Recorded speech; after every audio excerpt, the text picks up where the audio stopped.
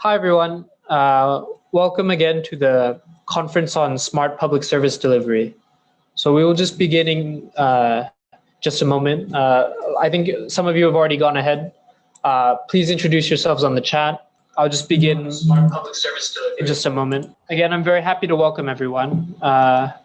Just to give opening remarks, I'd like to welcome the President and CEO of the Development Academy Philippines, Mr. Engelbert Karanan, to give his welcoming remarks. Dr. Masaru Yori, the Associate Professor at the Hong Kong University of Science and Technology. Dr. Sabrina Luk Ching Yuen, the Assistant Professor at the Nanyang Technology University. Dr. Enrico Paringit, the Executive Director of the Philippine Council for Industry, Energy, and Emerging Technology Research and Development. Mr. Colin McGill, the CEO and founder of Polis.is, Mr. Yos Kim Sawatde, the Head of Payment Systems Office at the Thai Bankers Association, Mr. Kafaidon, the Program Officer of the Asian Productivity Organization, our participants from the APO member countries, and everyone watching, good day and welcome to the conference on smart public service delivery. During the early years of computing in the 1950s, hard drives that could only hold 5 megabytes filled whole rooms and required forklifts to be moved around. Just 20 years ago, a flash drive had bytes. Today, smartphone has more processing power than the early supercomputers, and internet users number in the billions. The abundance and capabilities of existing and emerging technology present the public sector with opportunities to radically transform both the services it offers and how they deliver them. At our fingertips, we have tools to assist us in reducing poverty, educate millions, and provide decent lives for all. Conversely, we should be able to do this at a larger scale for a lower cost and shorter waiting times. However, we know that just having the tools and platforms is not enough. We must also be able to reimagine how the public sector itself works, from project designing to procurement, implementation, and monitoring. The old ways of thinking must give way to more flexibility, collaboration, and innovation among organizations and individuals. At the same time, we must exercise greater prudence in determining how we develop and use technology, keeping in mind that our top priority is always to improve people's lives. To overcome these hurdles, we need public servants at every level who are deeply committed to delivering the best quality of service and championing the people's needs and hopes.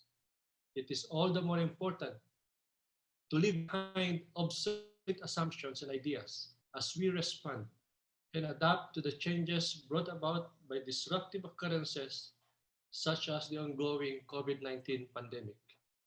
I am confident that those here today are more than capable of rising to the challenge. Today, on behalf of the Development Academy of the Philippines, as the country's national productivity organization, I am pleased to welcome you all to this conference. Today, we will hear from experts about the implications of public service, models of smart public service delivery, the requirements of the services of the future, and examples of smart public services. I encourage you, therefore, to share your insights and ideas with your fellow participants and continue engaging them long after this conference closes. Because for me, I believe that to fully maximize this event, your collaboration must extend beyond your own countries. After all, humans best they act in the spirit of cooperation and solidarity towards shared goals. Again, I welcome you all to the conference on smart public service delivery. Thank you and good day to all of you. Thank you very much, Mr. Karanan, for sharing some of your insights with us. And thank you also to the distinguished officials and representatives of public sector organizations from our partner country, the Philippines, and of course, other APO members, our speakers who are here, and those watching the live stream as well. Good afternoon to you all. Just to introduce myself officially, I'm Polchait Kraparud. I'm a program officer from the public sector division at the Asian Productivity Organization, or the APO, and I'll be moderating today's program. I'm very happy to welcome you all today to this virtual conference on smart public service delivery. I think we have a very exciting day ahead and also a very full one. So I'd like to apologize first to our excellent speakers for the short amount of time we've given everyone to talk. There's so much I think we'd like to cover today, and we always try to present a topic from many different angles. And to do that with a topic that's as wide-ranging and as varied as smart public service delivery, I think is quite difficult. So what I hope is that we can consider these sessions as starting points or tasters that encourage us to find out more and to think more deeply about how this topic bears relevance in our own lives. I'd like to extend my thanks to the Development Academy Philippines for helping to organize this event and for their continual support. And before we begin, I'd like to give a little context on why the APO has decided to organize this event and to share with you some of the questions that have guided the design of this program. As you can probably guess from the name, the APO is an organization that is focused primarily on enhancing productivity. In the past, this focus was limited to the private sector, but in recent years, our organization has expanded our focus to look at public sector productivity as well. In fact, our co-host today, the DAP, is APO's designated Center of Excellence in Public Sector Productivity and has been our partner on many projects in this area. So the first point I'd like to make is that government matters. Now, this will seem probably quite obvious to many of you who work in government, whether in the civil service or an executive agency, and already understand that the many functions that government has and how it's involved in the daily lives of citizens in your respective countries. And I think maybe it is especially obvious considering we are still in the midst of a pandemic, and it seems that varying government responses to this crisis has made a large difference in how severely it's affected each country. Still, I think it bears repeating that government matters even outside of a crisis. It's the largest spender and employer in most developing countries. It sets the policy environment for the economy, and it is counted on to provide key public goods and services. Still, I think we can admit that in many places, government does not do as well as it should. Public services are being delivered with poor or mediocre levels of efficiency and quality. So I think the question must be asked, what can be done? And this leads me to my second point, that we live in a world that has seen rapid and seemingly relentless innovation in a range of technologies, from artificial intelligence to virtual reality. Computing systems are being developed now and embedded in the physical world that collect more and more information about human beings, what we do, where we go, what we think or say. All these things are being captured and recorded as data, then sorted, stored, and processed digitally. And already this has changed the way we interact with one another, whether socially and in the market. And I think the public sector cannot ignore these changes if it hopes to stay relevant. So it is the APO's view that enabling smart public service delivery is one of the key ways of improving public services. Making public service delivery smart means bringing in these emerging technologies alongside innovative policies and business models to address the current challenges facing government. Our speakers today will explore a range of practical cases of governments integrating new digital tools to manage different policy issues. Now, these will just represent just a small selection of the attempts being made by governments all around the world to enable smart public service delivery.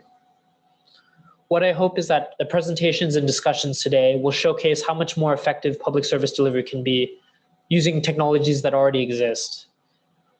And I also hope that this conference will prompt some deeper questions about the relationship between technology and government. This brings me to my third and final point, that smart public services are not neutral. They represent different points of view about what the relationship is and should be between citizens and government. Just to give an example, digital ID systems are often advertised as ways for governments to verify citizens' claims for social services and other kinds of transactions. But what sometimes isn't asked is, to what extent can citizens trust their government or other agencies with this kind of personal information? And to continue that, there are systems now that try to remove trust from the equation entirely by leveraging decentralized systems like blockchains that don't require the same kind of verification. So the broader point being that making public services smart can indeed bring greater efficiency and effectiveness. I think that's, in our opening, the position that we should take. But at the same time, we should be aware that it sometimes does so at the expense of transparency and privacy. Technologies used in the public sector can disempower citizens who might increasingly be unable to understand how governments use technological systems to collect information, to filter how they see the world and influence their lives. I think at the same time, we should also understand that public services, when they're made smart, can also empower people, to put them in the center of decision-making and to ask them to collaborate with one another for the public good. So what approaches are appropriate for each country in each circumstance is something that, of course, I'm not able to answer. But I hope that in the course of this conference, we'll be able to reflect on some of these issues and also to make connections with one another in the hopes of understanding and coming to grips with some of the questions that I've raised.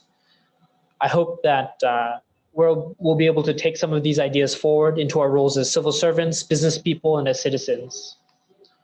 Our speakers today represent a wide range of backgrounds, coming from around Asia Pacific and beyond.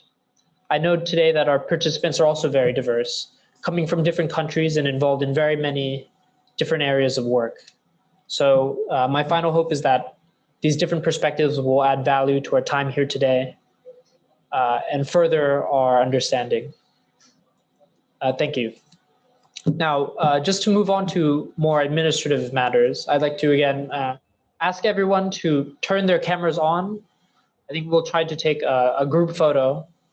So I think there's quite a few of us. I'm counting 187 participants now. So let me just ask if Beatrice from the DAP could end screen sharing so we can get more people on the, thank you. So there'll be quite a few, I think there's 8 pages of people. So it might take a little time. So please be patient as we take these photos. We'll go page by page and I'll give a countdown. So I think my colleague will let me know when we're ready to take a photo. So if you can just kind of hold your smiles. Okay, so we'll take our first photo now. Okay, I'll give a countdown of 3, 2, 1, cheese. Thank you. Okay, only 7 more to go. So I just have a few remarks about the setup. I think maybe after this, or yeah, after, yes.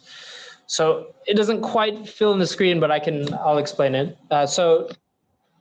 How this conference will work is that there will be time for questions and answers allotted at the end of each session. So each speaker will have 30 minutes to discuss their topic. All the audio for everyone will be muted. Oh, sorry, Beatrice, could you go back to the presentation, please? Thank you. Each speaker will have their allotted time. And if you have questions for that speaker during the course of their presentation or after, you can just put it on the chat box and we'll record it. So either the speaker can answer it in the chat, or we will try to get back to it at the end of the session during the panel discussion and raise the question then. So please keep your microphone muted as each speaker is giving their presentation so it doesn't interrupt it for everyone else. Again, because of the limited time for each presentation, the Q&A will be done at the end of the program. If you have a question, please put it in the message box.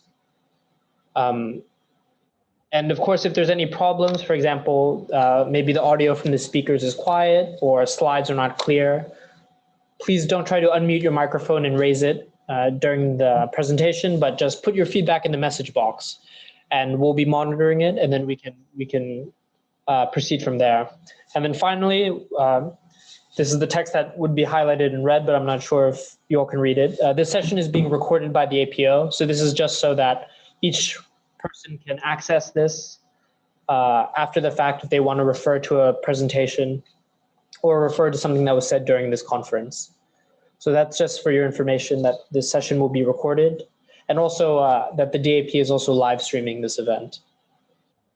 Okay, thank you. I'd like to now just introduce some of the speakers we'll have for today. So Beatrice, if you could go to that slide that has all of the, yes, thank you. So these are the 5 speakers we'll have for today. First is Dr. Masaru Yarime, who's Associate Professor at the Division of Public Policy from Hong Kong University of Sciences and Technology from Hong Kong. We'll also have Dr. Enrico C. Parangit. He's the Executive Director, Department of Science and Technology for the Philippine Council of Industry, Energy and Emerging Technology, Research and Development from the Philippines. We have Dr. Sabrina, Associate Professor, Public Policy from Nanyang Technology University, Singapore. We'll have Mr. Colin McGill, the CEO and founder of Polis from the United States of America. And then we'll also have Mr. Yot Kim Swat, the Head of Payment Systems Office from the Thai Bankers Association, Thailand. So I think now that we've introduced all the speakers, I'd like to move on to the first session, which will be led by Dr. Masaru Yarime. So I'd like to invite him to, he will be giving a talk on data-driven innovations for sustainable smart cities, opportunities and challenges in public-private partnership. So I'd like to invite Professor Yarime to begin his presentation. Beatrice, could you stop sharing the screen so he may share?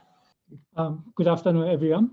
And thank you very much for the kind invitation to this exciting opportunity to discuss key challenges in the public sector. And I'd like to particularly emphasize the importance of public-private partnership because in the end, that what matters in facilitating data-driven innovation for sustainable smart cities requires trust in the institutions, which means that we really need to have a kind of trusted and transparent relationships between the public and private sectors. And currently, I'm working at the Division of Public Policy in the Hong Kong University of Science and Technology. And before I came to Hong Kong about 4 years ago, I also worked at the School of Public Policy in the University of Tokyo. And I also have the experience of working for the Ministry of Education and Science, where I was involved in developing the 5-year basic science and technology plan. And increasingly, this challenge of how to facilitate data-driven innovation is really a big challenge to public policy makers. And I'd like to mention some of the key opportunities and challenges in this area today. So today, we see kind of emergence of data-driven innovation for smart cities in many sectors, including energy, transportation, buildings, and land use. So these are basically based on the increasing capacity of collecting, sharing, and using various kinds of data. So the challenge is how we can really utilize increasing amount of different kinds of data for addressing, in the end, the public goods. So here today, we have the SDGs, the Sustainable Development Goals. And as you see, there are many challenges we have to address in the coming years. And particularly, we have more contemporary challenges like cities and also energies and also the climate change. So increasingly, we are expected to think about how we can utilize vast amount of data for addressing these challenges. So these are some of the key challenges we can somehow address by using the data in smart cities. So reducing CO2 emissions and air pollution by utilizing all these renewable energy sources, and also increasing the efficiency of energy usage. And then we also need to address the resilience of somehow life-supporting systems, including energy, water, and critical services. And particularly, we see now many incidents of extreme weather events like typhoons or hurricanes, and also we have earthquake. So we need to strengthen all the urban systems from these disasters. So smart cities can be also able to provide solutions to these challenges. And also we see, particularly some of the East Asian countries, we see elderly people and also declining population in some of the regions, rural areas.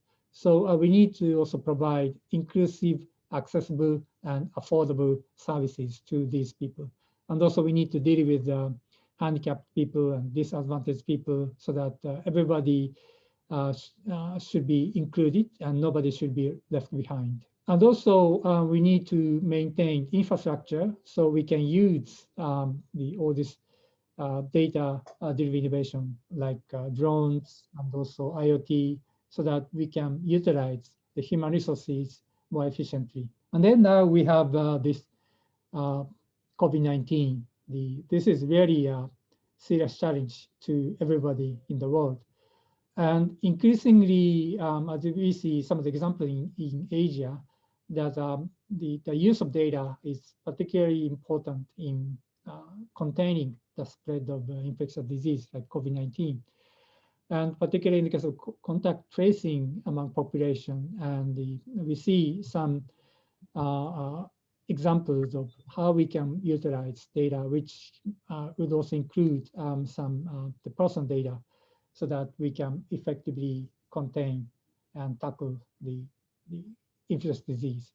So these are some of the issues we can address by utilizing data-driven innovation in smart cities. So here are some of the key challenges in facilitating innovation for sustainable smart cities. As far as I understand, there are 3 challenges. And one is that how we can really identify and elaborate societal challenges in smart cities, considering the local condition and context. So as I mentioned, that there are many issues we can potentially address in smart cities, but we really need to focus on what are the really key issues in that particular region or city or country, so that all the stakeholders can seriously participate and engage to work together to address that challenge. And to do so, we need to have kind of processes which are trusted among the stakeholders, so that we need to really maintain the processes from designing to implementing smart cities with stakeholders. And then the second challenge is the kind of development of business models, in the sense that how we can share the benefits among stakeholders by establishing smart cities. And some of the previous experiences show that when the public sector or the government can provide funding, but then that in the end that it's up to the private sector to somehow take over all these initiatives from the public sector. So, but to do so, we need to have a system where all the stakeholders can feel that they can somehow benefit from participating in developing smart cities. So here we say we need a trust in transactions involving all this economic transactions, so that how we can establish a system to share the benefits among stakeholders. And then we need to establish the data governance system. So how we can, in the end, make a balance between data sharing for innovation and privacy protection. And then now also we need to think about the public welfare, like the public health. So how we can make a balance among these different kind of objectives in smart cities.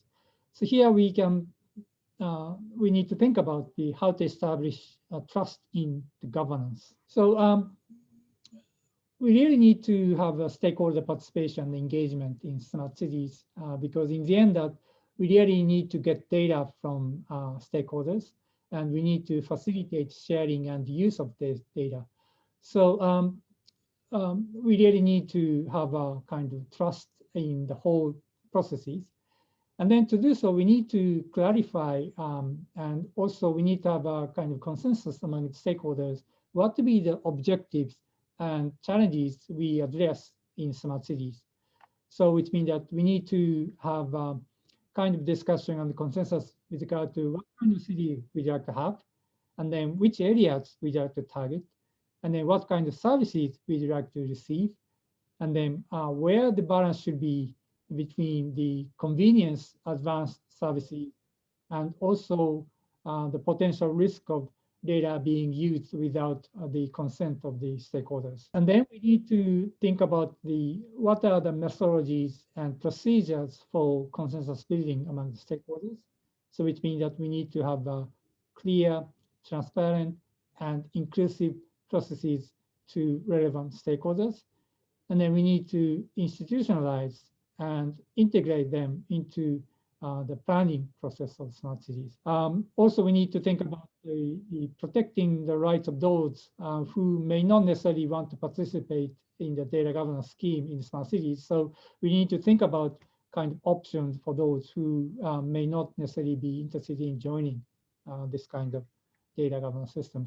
Then we need to think about data governance for facilitating innovation while addressing societal concerns like privacy.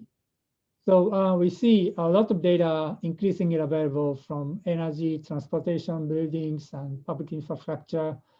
And they are increasingly connected and also integrated.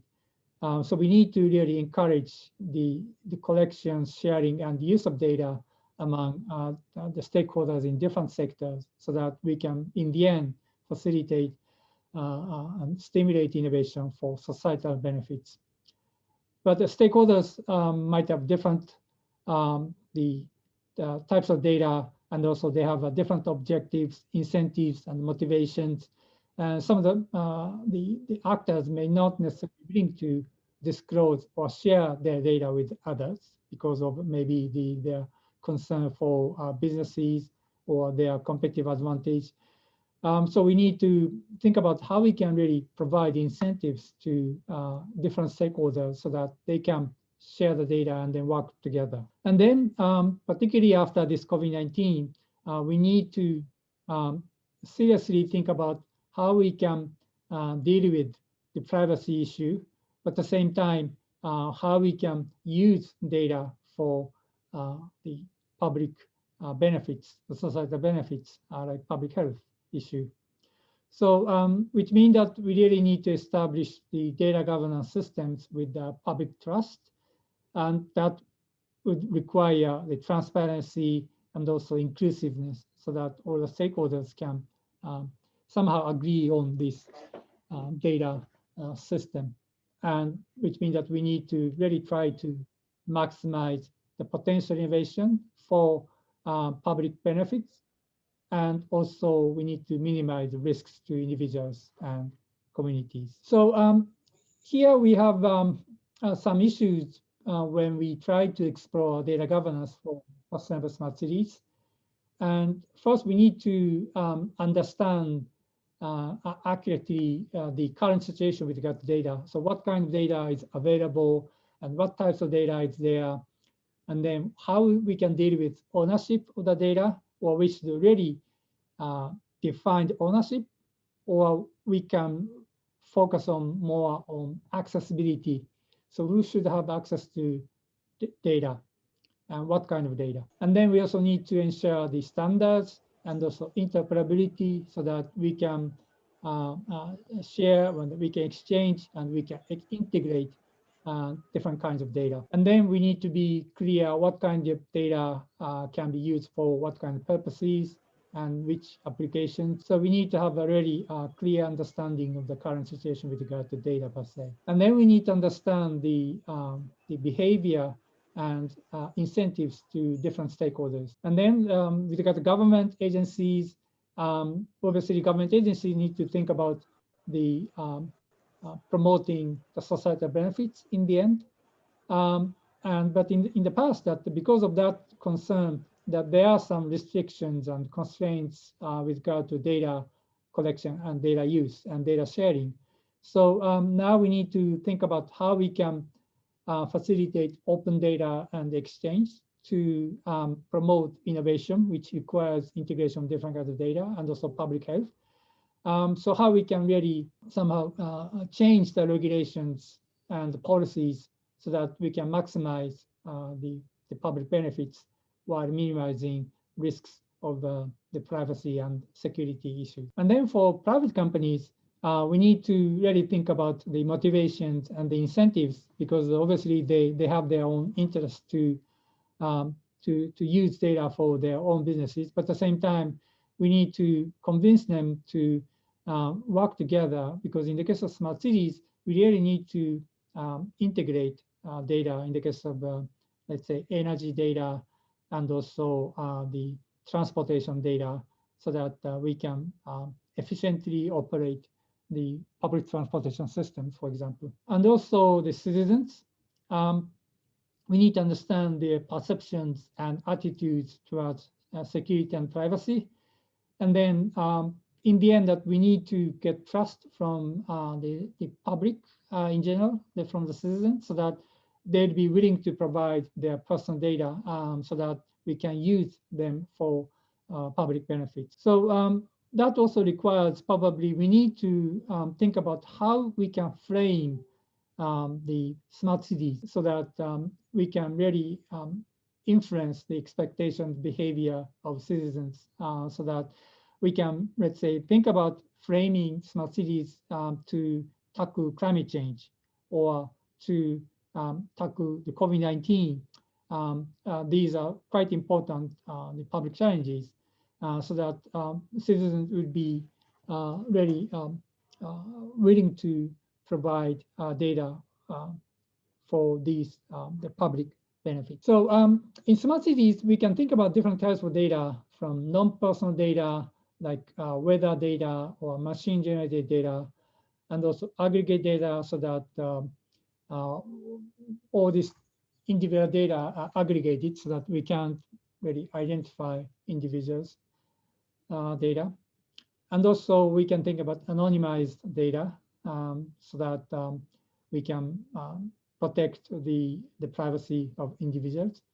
And then we also need to deal with the personal data, which would really require the careful treatment, and they are often subject to privacy laws in different countries. So we have to deal with the different kinds of data in different contexts. And then here we have to think about three key issues in considering data governance. So individual rights, which mean the privacy and security issues, and also we also increasingly have big players in the platforms. So we have to think about all these data holders, the business players, which are increasingly important in dealing with data, because they have a platform, so that they are increasingly collecting a lot of data. And then we have to think about public interest, particularly now we have this COVID-19. So how we can use data to address these challenges. So I think in different countries have different kind of emphasis. So perhaps we could say, roughly speaking, that in Europe, this individual rights will be really emphasized. And in the case of North America, the US, for example, the big players are there. So they are also quite important. And those also the government, the state actors also important.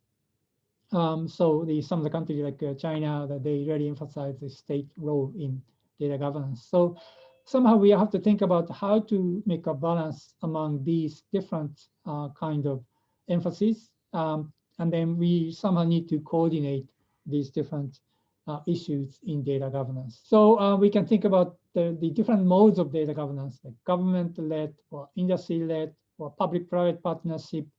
And particularly, we can think about the emerging examples of like data linkage platform or data trust. So depending on the local context, we can think about these different types of the different modes of data governance. So here, this is an example of the Japanese government recently. And the Japanese government has recently started a new initiative called the Super City Initiative.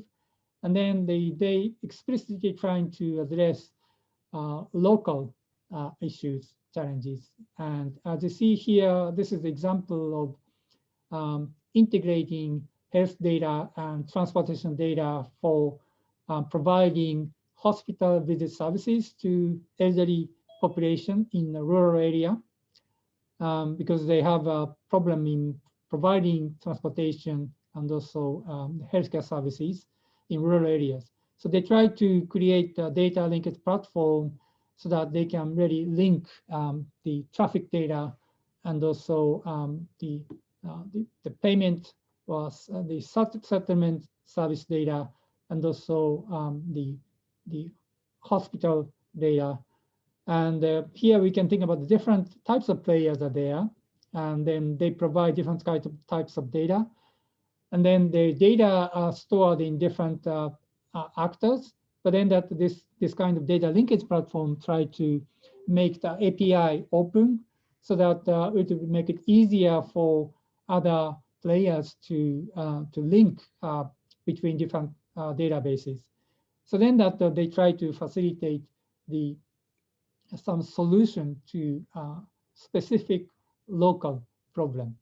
So I think it's very important to clarify what are really the key issues you want to address in a particular local context. And then this is another example of Sidewalk Toronto.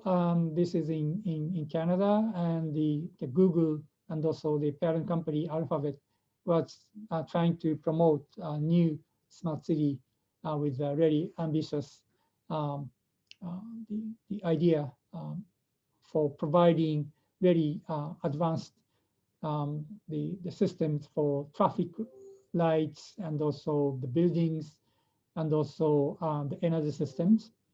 And but then that there are some disputes and the debates about the use of data, and there are some lawsuits. And so there are a lot of discussions about this, how to collect data and then how to manage the data. And then that there's an idea proposed to create a kind of data trust so that the third-party entity can create a kind of data trust for data management. And this is example how they try to invite stakeholders, the local citizens, to come to the kind of opportunity. This is a kind of open day for the city, and then they try to emphasize this kind of communication and public engagement, so that they somehow all the stakeholders are invited to participate in the discussion and also consensus building in this kind of data governance for smart cities. And then that there's an idea to enhance the transparency of the collection and the use of data. And then here, the idea is to put all the visual language or visual signage in cities where that the people can see what kind of data is collected on which place, and then how data is used for what purposes, so that that would somehow try to enhance the trust in the data governance among the population. So that was the kind of idea. So here we can think about kind of the independent entity to manage the data collected in smart cities, and then that somehow the data is de-identified or anonymized by default, and then that the data would be available to local entrepreneurs and researchers and also civic organizations so that they can use that kind of data. And then that for other purposes that this data trust will evaluate the request, and then they decide whether the permission should be given to for use of that data for other purposes. So that kind of idea has been really proposed. And then now we have this COVID-19, and then particularly contact tracing, and then in Asia, different countries, regions use different types of approaches. And then particularly, I'd say some of the countries and regions, the data involving personal data has been used to contact tracing and then quarantine some of the people who are infected. So yeah, this is an example of the case of Hong Kong, and the government established the dashboard for showing all the data, where and what kind of people are infected and when, so that the people can see where somehow the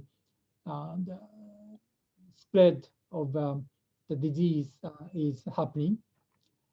And then there are also some citizens dashboard created by some of the volunteers in the public. So we made some surveys to the population, and what will be the factors they emphasize, and then that people, generally speaking, emphasize the accuracy of the data and then trustworthiness of the handling of the data, and then that at the same time, the political consideration may not necessarily be so important. So here we can say this: the accuracy and transparency and trustworthiness is critically important in dealing with data in the context of COVID-19. And the people would be, relatively speaking, would be willing to provide personal information, including the locational data and also health data, and also some of the numbers which the people had cross contact with, and also their experiences and others. But these data will be available as long as these data are anonymized, so that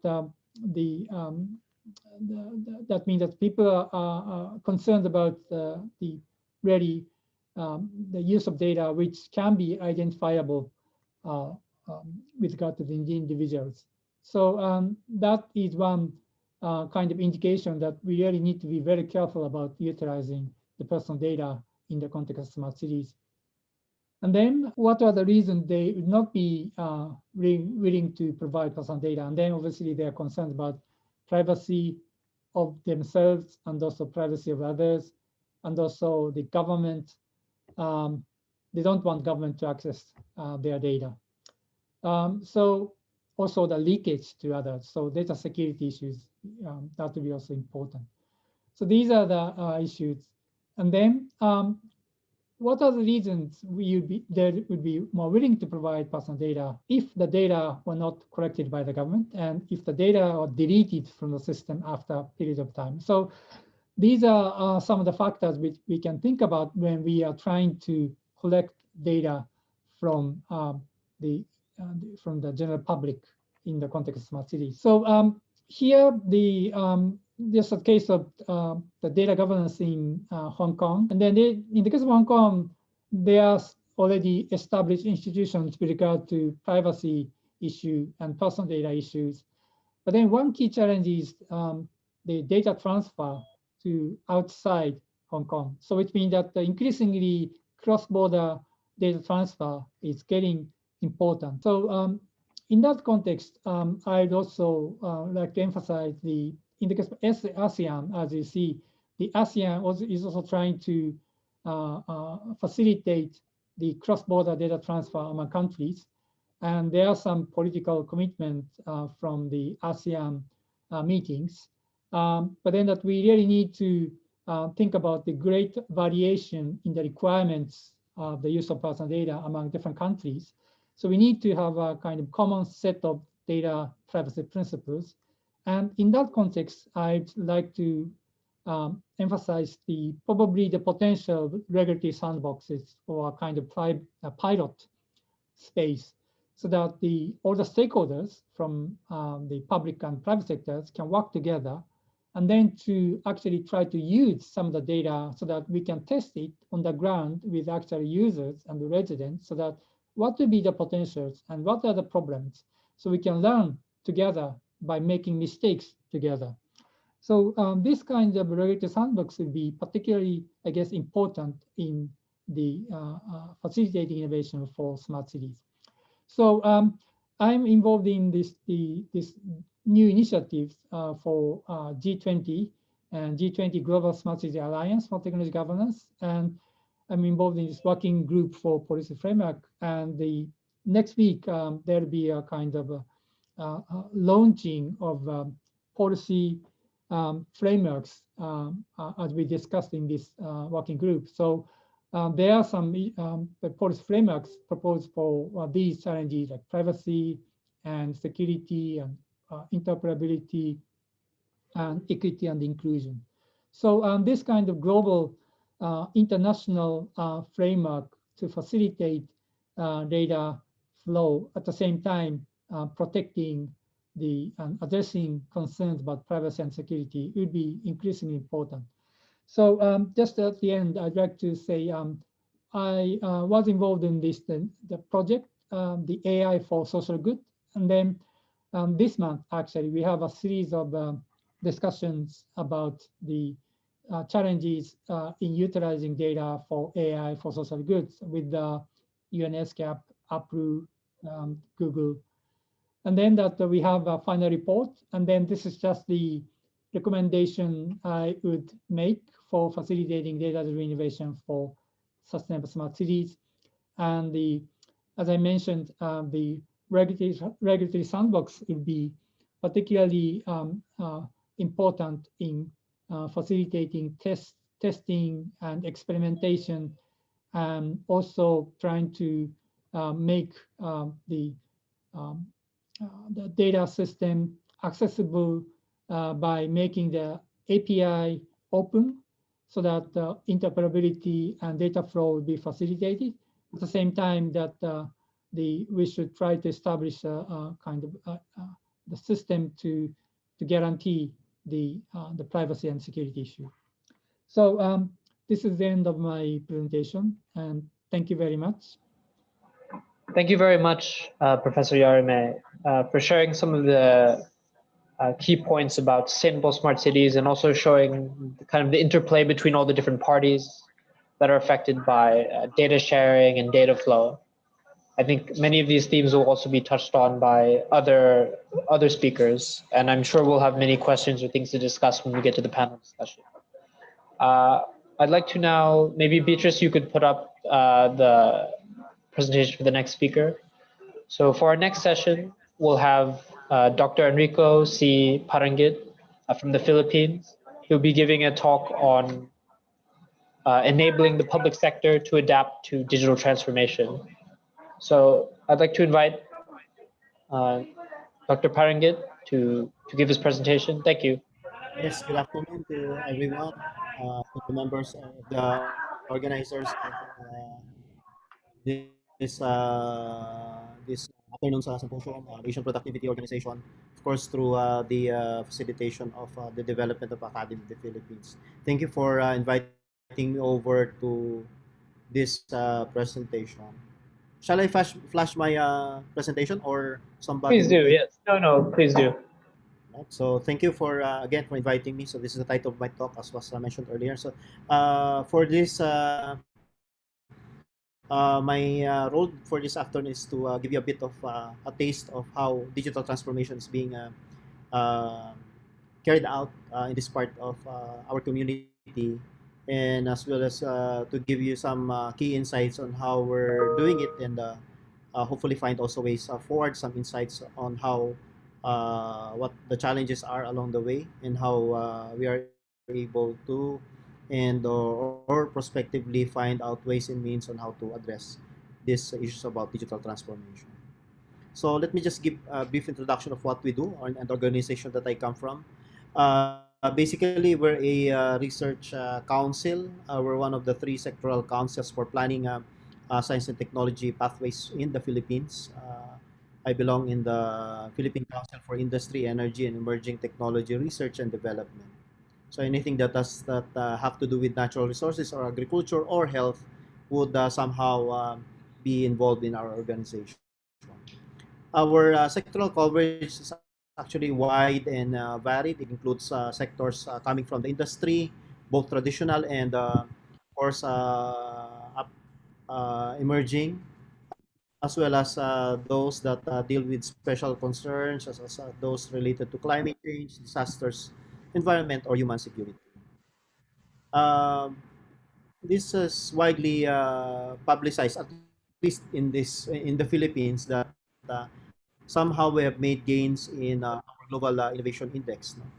We have ranked 38.18 out of 130 plus or so countries in the last 2019 call, and we've gained much of the increase in ranks from number 54th last year to 50th.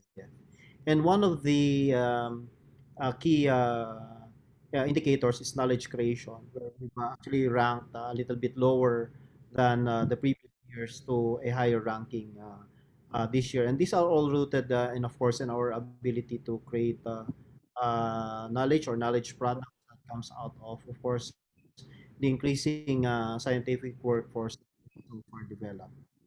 And these are demonstrated essentially by the vast um, areas, no, of applications that we have been able to mobilize during the start or the progress of the pandemic, as exemplified, of course, by the various research activities that are conducted by our clients, which are the researchers coming off from the research and development institutes, as well as universities, which are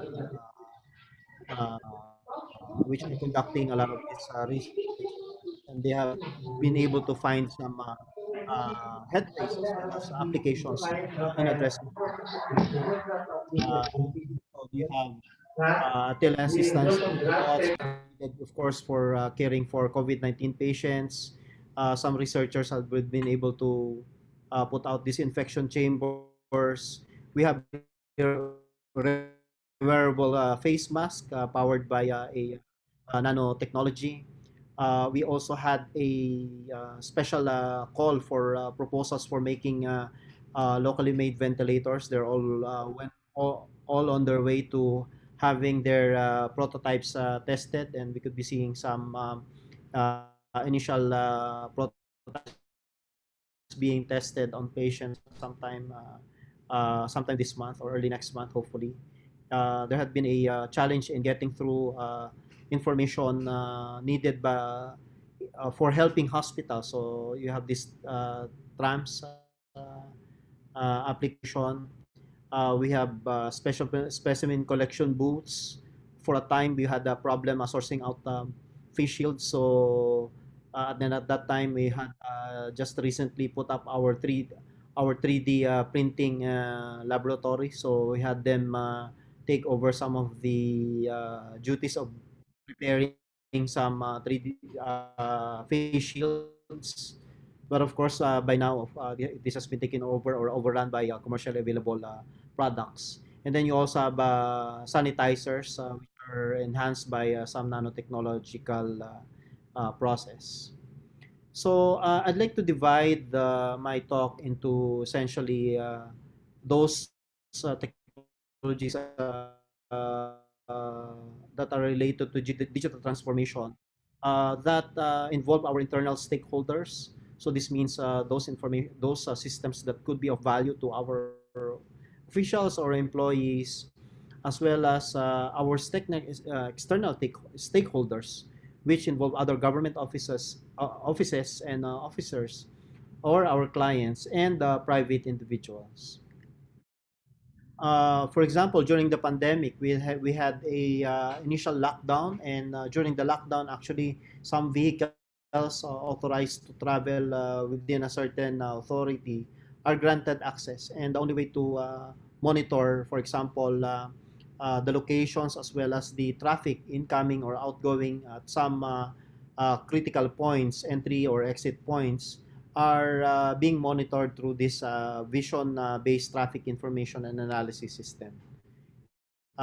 It basically led also to the creation or to the its relationship to optimizing allocation of personnel. For example, we have authorities, police force guarding all of these checkpoints and making sure that only authorized travelers are coming in and out of these areas. And so you have to have a smart way of deploying these troops so that we can ensure an orderly passage of vehicles as well as people crossing so-called checkpoint or healthcare borders.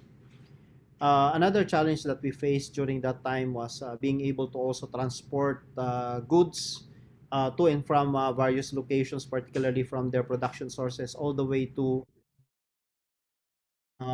places where they are being sold or retailed. And we had researchers develop this integrated digital inventory system to allow for the tracking of produces crops and manufacturing goods so that we'll be able to monitor their whereabouts, availability, as well as checking of prices. And this has been very valuable for, especially for those operating for supermarkets operating during the time of pandemic, where a shortage of supplies are actually encountered, and this is done all through this digital platform. Here in the Philippines, we have also a system whereby we distribute a certain portion of the relief funds as either relief packs or cash assistance to citizens so that they don't need to leave their houses during the enhanced community quarantine or the most secure lockdown condition. But the challenge there is being able to distribute this assistance in a very systematic, open, and transparent manner. And we had a startup develop a system. They call it the Ramdam, Resource Allocation Management and Distribution and Monitoring.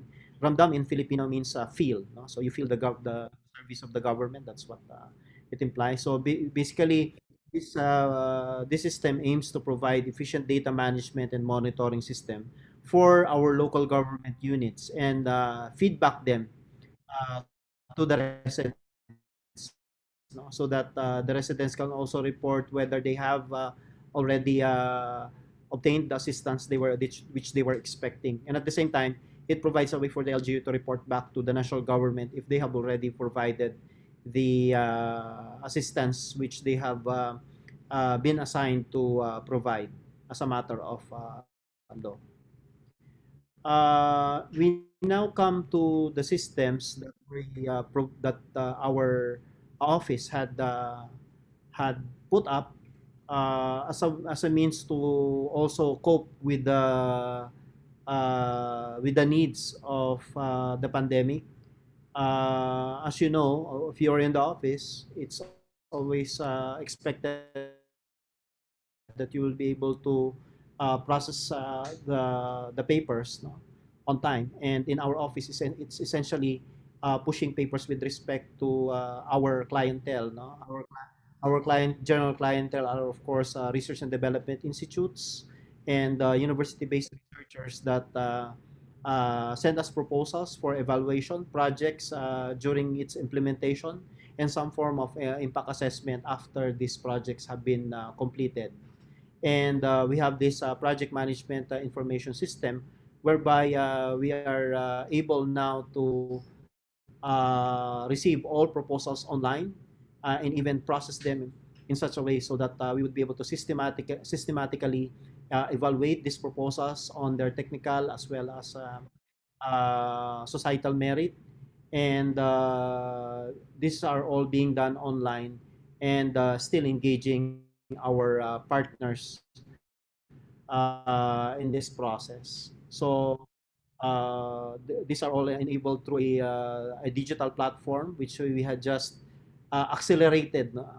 In terms of trying to put up just before the lockdown.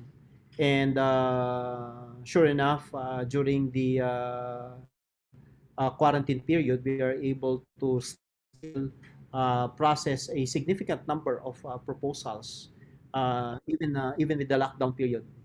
And we like to think that this is all because we are able to transform or to migrate to a digital platform as soon as the pandemic hit. We also received quite a significant number of proposals coming from our researchers. We did not really sort of expect this because of the occurrence of the pandemic, but we were quite happy and surprised, no, to learn that still a great number of researchers are still aiming to introduce innovations despite the limitations that they are meeting because of the quarantine. And this actually also challenged us to streamline our processes. We have instituted a 40-day timeline for all of these proposals to have a disposition insofar as our office is concerned. And we have also sought to have a more interactive role with our researchers so that they can get hold of what is happening with their proposal at every step of the way. So this provides an assurance to our partners that their proposals that they had entrusted to us is meeting the timelines, as well as having a more transparent and systematic way of knowing what has come of their proposal at different stages. So that means that they're even happy to know that their proposal is not acted upon favorably, but at least they have some sort of closure, and they have a good way of knowing what needs to be improved insofar as their requirements are concerned. Of course, like any other office, we also have this system to support human resource management, a system of, of getting through applications that add to our workforce. As a government institution, we also observe certain processes that will enable us to efficiently manage the flow of application, including the requirements, benefits, as well as requirements, no, of certain personnel. We also have a feedback system whereby customers, particularly our stakeholders, researchers mainly, also sound of their opinion about their particular experience with us, either as proponents, evaluators, or participants in many stakeholder engagements that we also organize in the pursuit of new areas to support on in terms of research and development, and some ways to evaluate also the projects and programs that we have run through in the past. Over at the office, because as I've said, one key shift in all of this that the pandemic has brought us was the absence, no, of real papers that are coming off our way.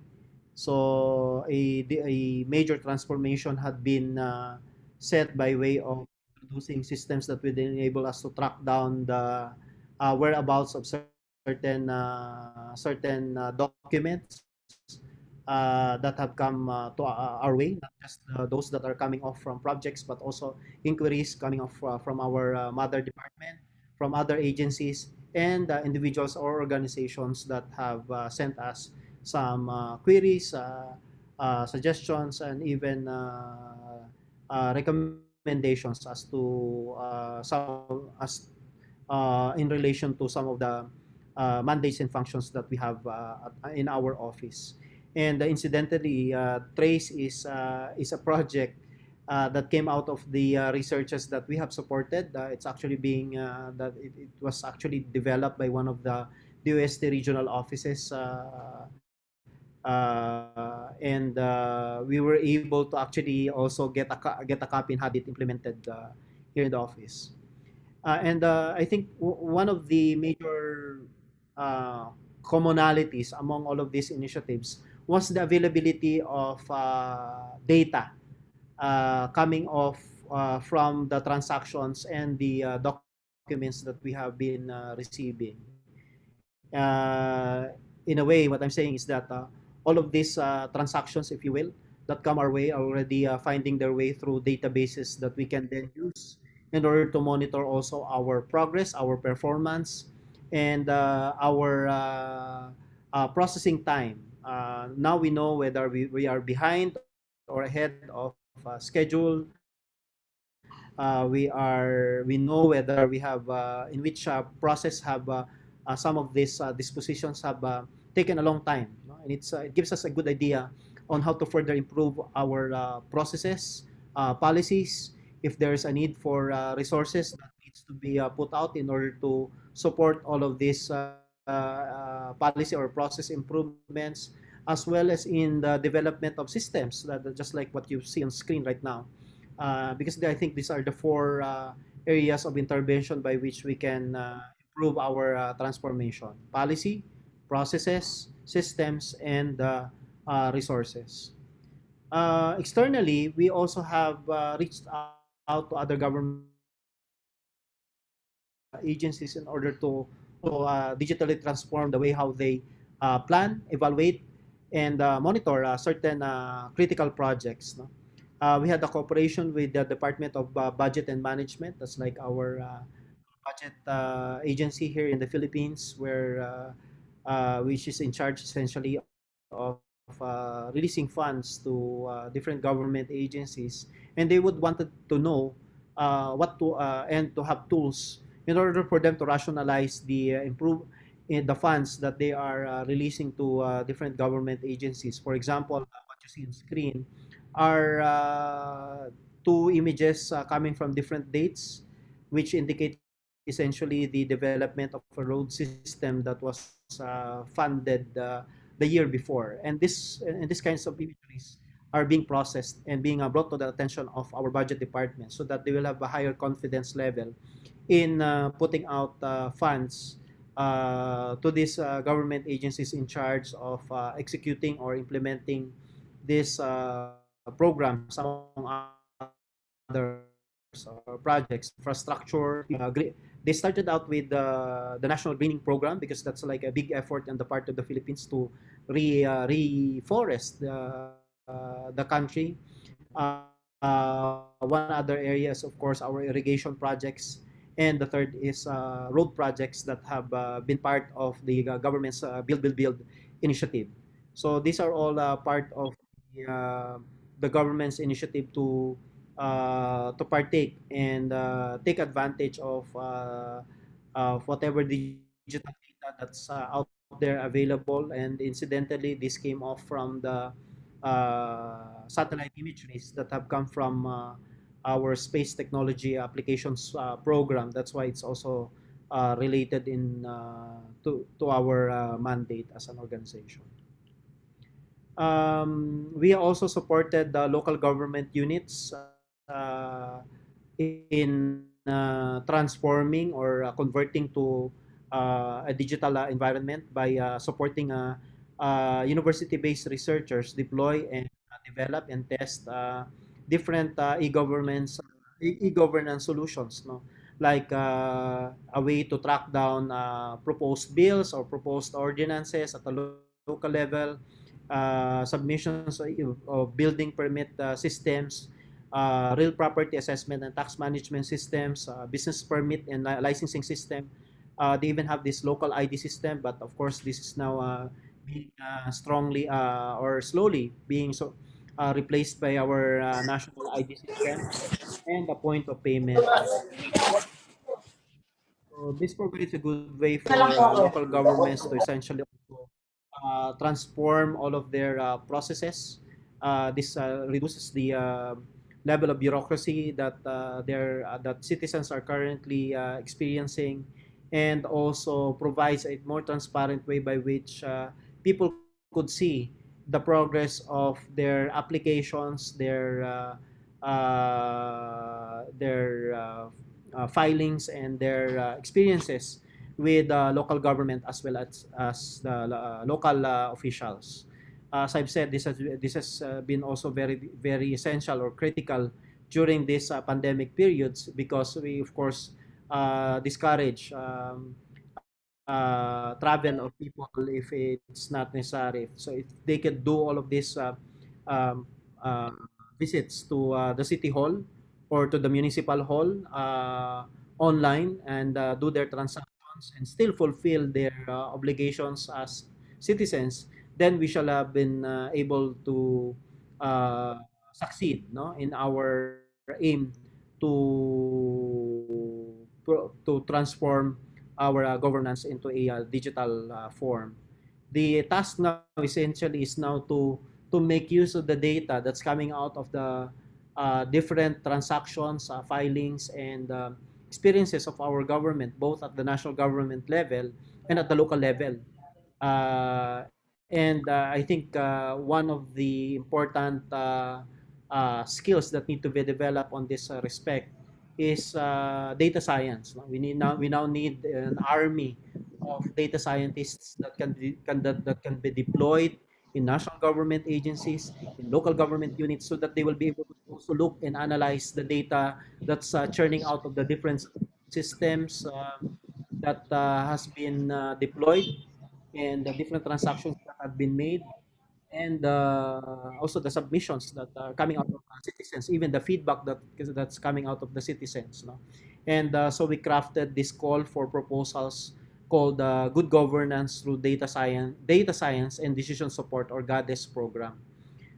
So essentially, what they do here is we ask researchers to develop certain applications for local government units or national government agencies by making use of the data that they collect from their processes and functions. So quite a good number of proposals, and this is coming now off at a good time, also because government systems need all these online systems, no? More than ever. I mentioned that we need to develop that army. We need to develop that, huge number of people that's skilled and competent in the field of data analytics, and even preparing data sets for different purposes, be it scientific, government-based, or even in humanitarian purposes. And so we had identified this need, and supported a program or a project which seeks to train 30,000 data scientists in the Philippines through online training and research and development mechanisms and infrastructure. So what we did here was, of course, we partnered with Development Academy of the Philippines to train these 30,000. A good portion of them, of course, are students. A certain portion is allocated for faculty members of universities wishing to put out or establish a data science program within their universities. But also a good number are coming off from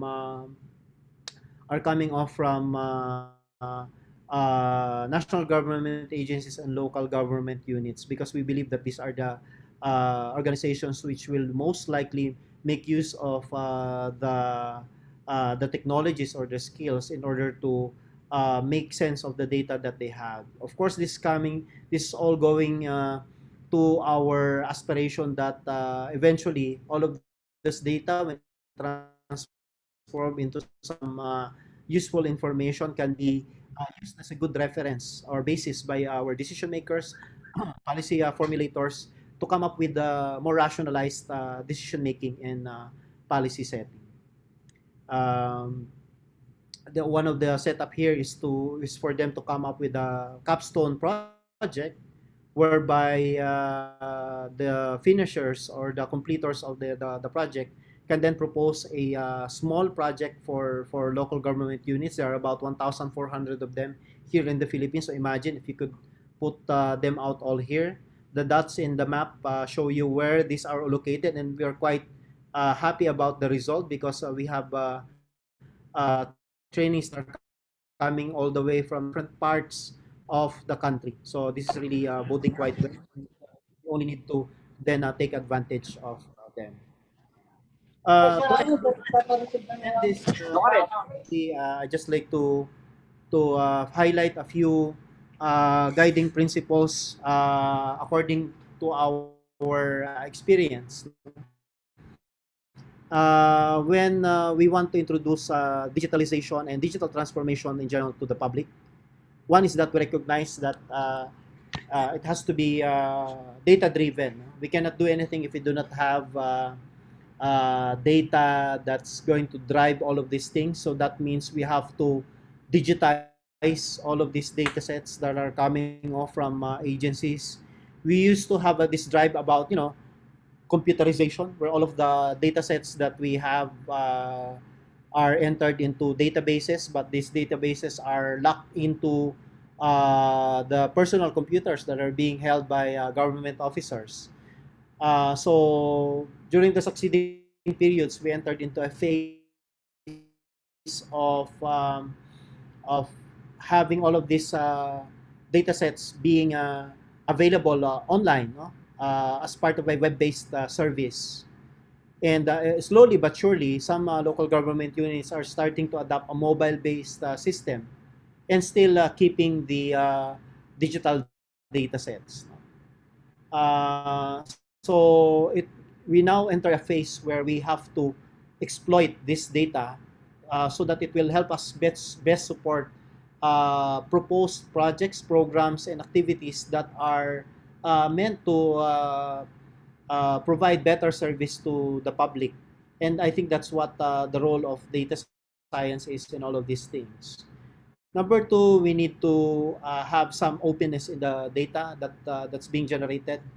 We also have to accept the fact that there are certain limitations by which these data sets could be used. And this has to be understood by stakeholders concerned, especially those that have willingly submitted or sent out their data. There has to be an understanding of the terms of use as well as on the applications of these data sets.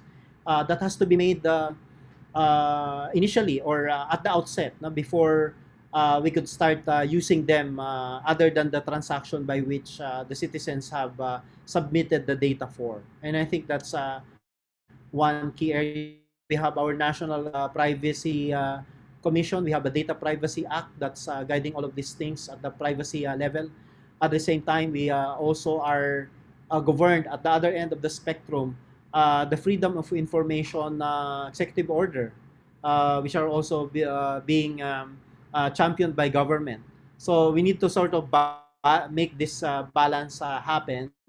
And we're also still finding ways and means by which to understand both areas of concern as a way to fine-tune our fine-tune our ways forward. And then number three, we need to make sure also that these are all design driven. No? The researchers, the developers, the coders might, have a good idea of what they think needs to be done. But at the end of the day, we have to recognize that the design is mainly driven by the needs of the people, the citizens, the customers. In some ways, some say that this should be customer driven, that this should be citizen driven. But we also have to look at it from the efficiency point of view, also taking into account the skill levels as well as the astuteness of our government personnel, no? in making use of these systems to make it work for the good of all.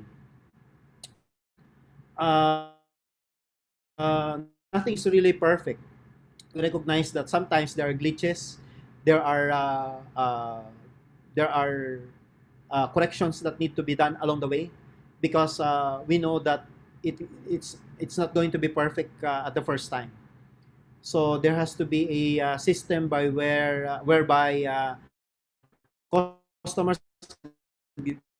can give their feedback. And this is what I mentioned before, that we need to recognize how the customer thinks, how the customers act, and how the customers will react if ever we have implemented this system. So it has to have a system of feedback, so that people can get engaged, not just in the system as a user, but also as part of the development, part of the iteration, part of the experiment, if you will. No, we should recognize that people have a participatory role in all of these transformation efforts. Number three, second to the last, we need to find a way for these systems to be interoperable.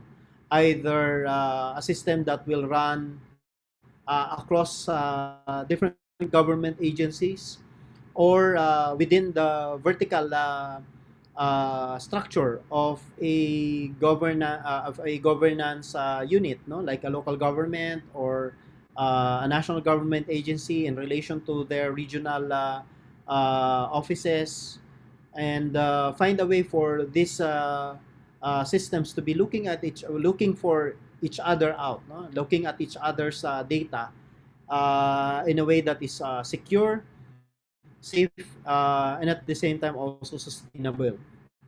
And then I already mentioned about the issues surrounding privacy and security, because some of these data sets, transactional,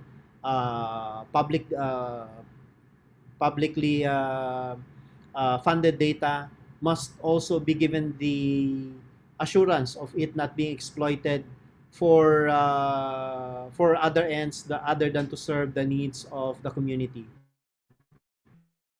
There is a strong drive to have some of these initiatives being driven by commercial efforts, but we also need to therefore recognize that that commercial opportunities are there. Commercial opportunities bring about also some levels of accelerated in development on how we deploy and manage. So the government must now come to a better system, no, of coming up with a good design, as well as terms of reference by which we are able to protect also the rights of the users, especially in regards to the data that they submit. And we need to afford also some kind of protection for the data sets against possible harm that it may cause to the public as well as to the government.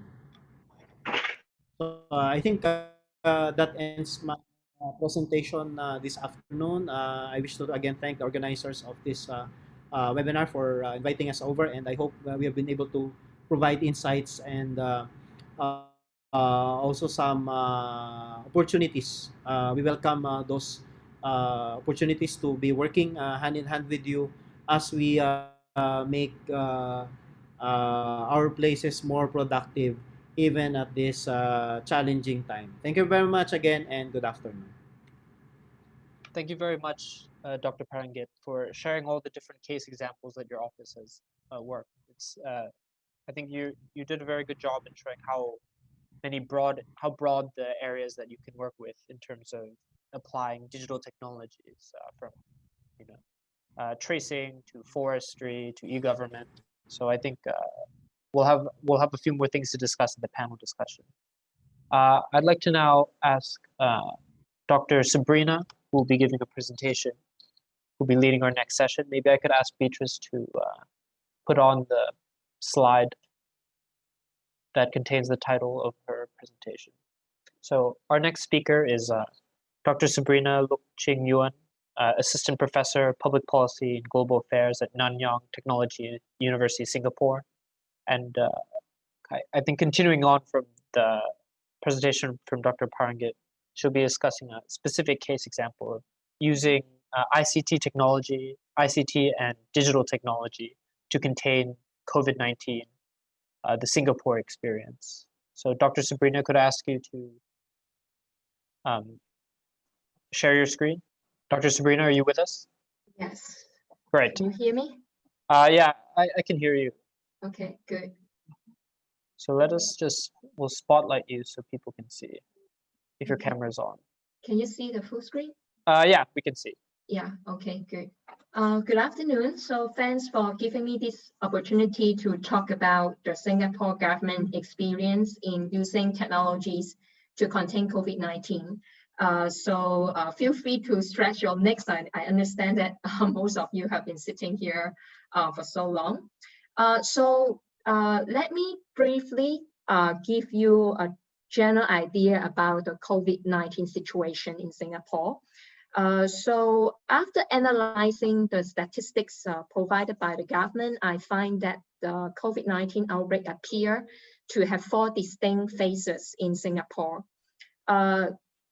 So the material comes from the book that I co-author with Professor Peter Preston, so Singapore after Lee Kuan Yew. So the book will be published in early 2021. So if you're interested in knowing about the COVID situation and crisis leadership and management in Singapore, so you're welcome to have a look at this book. So the COVID situation in Singapore appear to have 4 distinct phases. In the first phase of the outbreak, all the cases were imported from Wuhan, China. And then in the second phase of the outbreak, most of the confirmed cases were caused by local transmission. So we found that there were several local clusters of COVID-19, and such as churches, construction sites, and recreation club. And then moving on to the third phase of the outbreak, the number of imported cases outpaced the number of locally transmitted cases. And most of the imported cases were Singapore residents returning from abroad. During this phase, and then 3 patients died from complications due to the COVID-19 infection. And then when it moves on to the 4th phase of the outbreak, the number of locally transmitted cases outpaced the number of imported cases because the government already imposed travel ban. And so if you look at the statistics, within 2 months, the total number of confirmed cases significantly rose from 1,000 cases on the 1st of April 2020 to a total of 35,292 cases on 1st of June.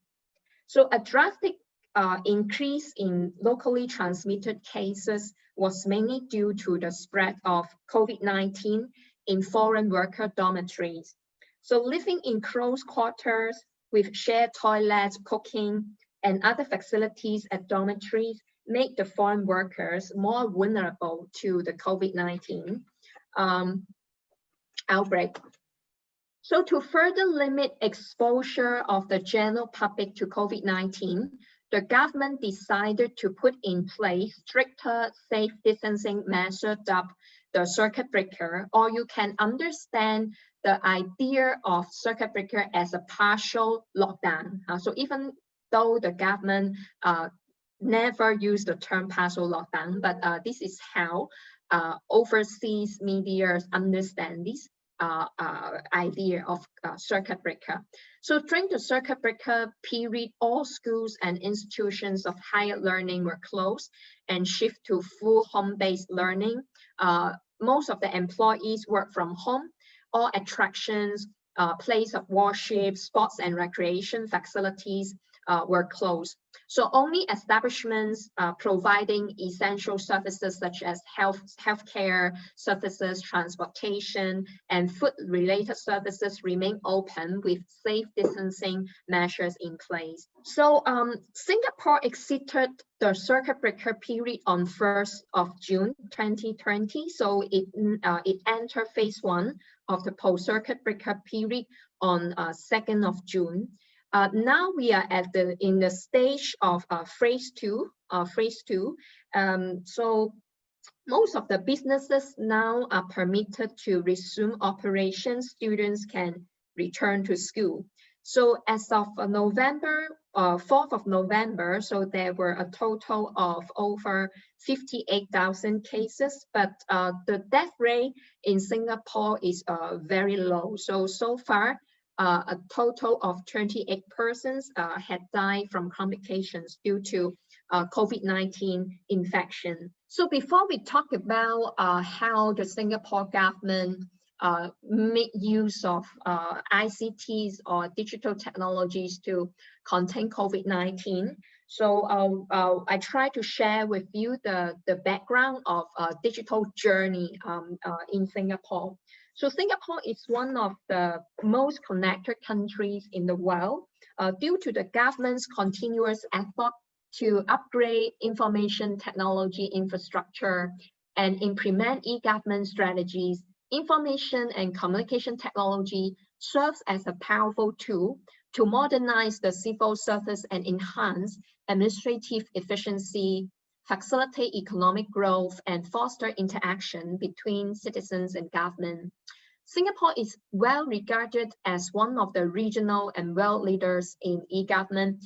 To further embrace the benefits of digital transformation, the government in November 2014 launched the Smart Nation initiatives with an aim to capture the opportunities brought by digital technology such as artificial intelligence, robotics, and drones to address some national challenges such as aging population and build new sources of competitive advantages for the nation.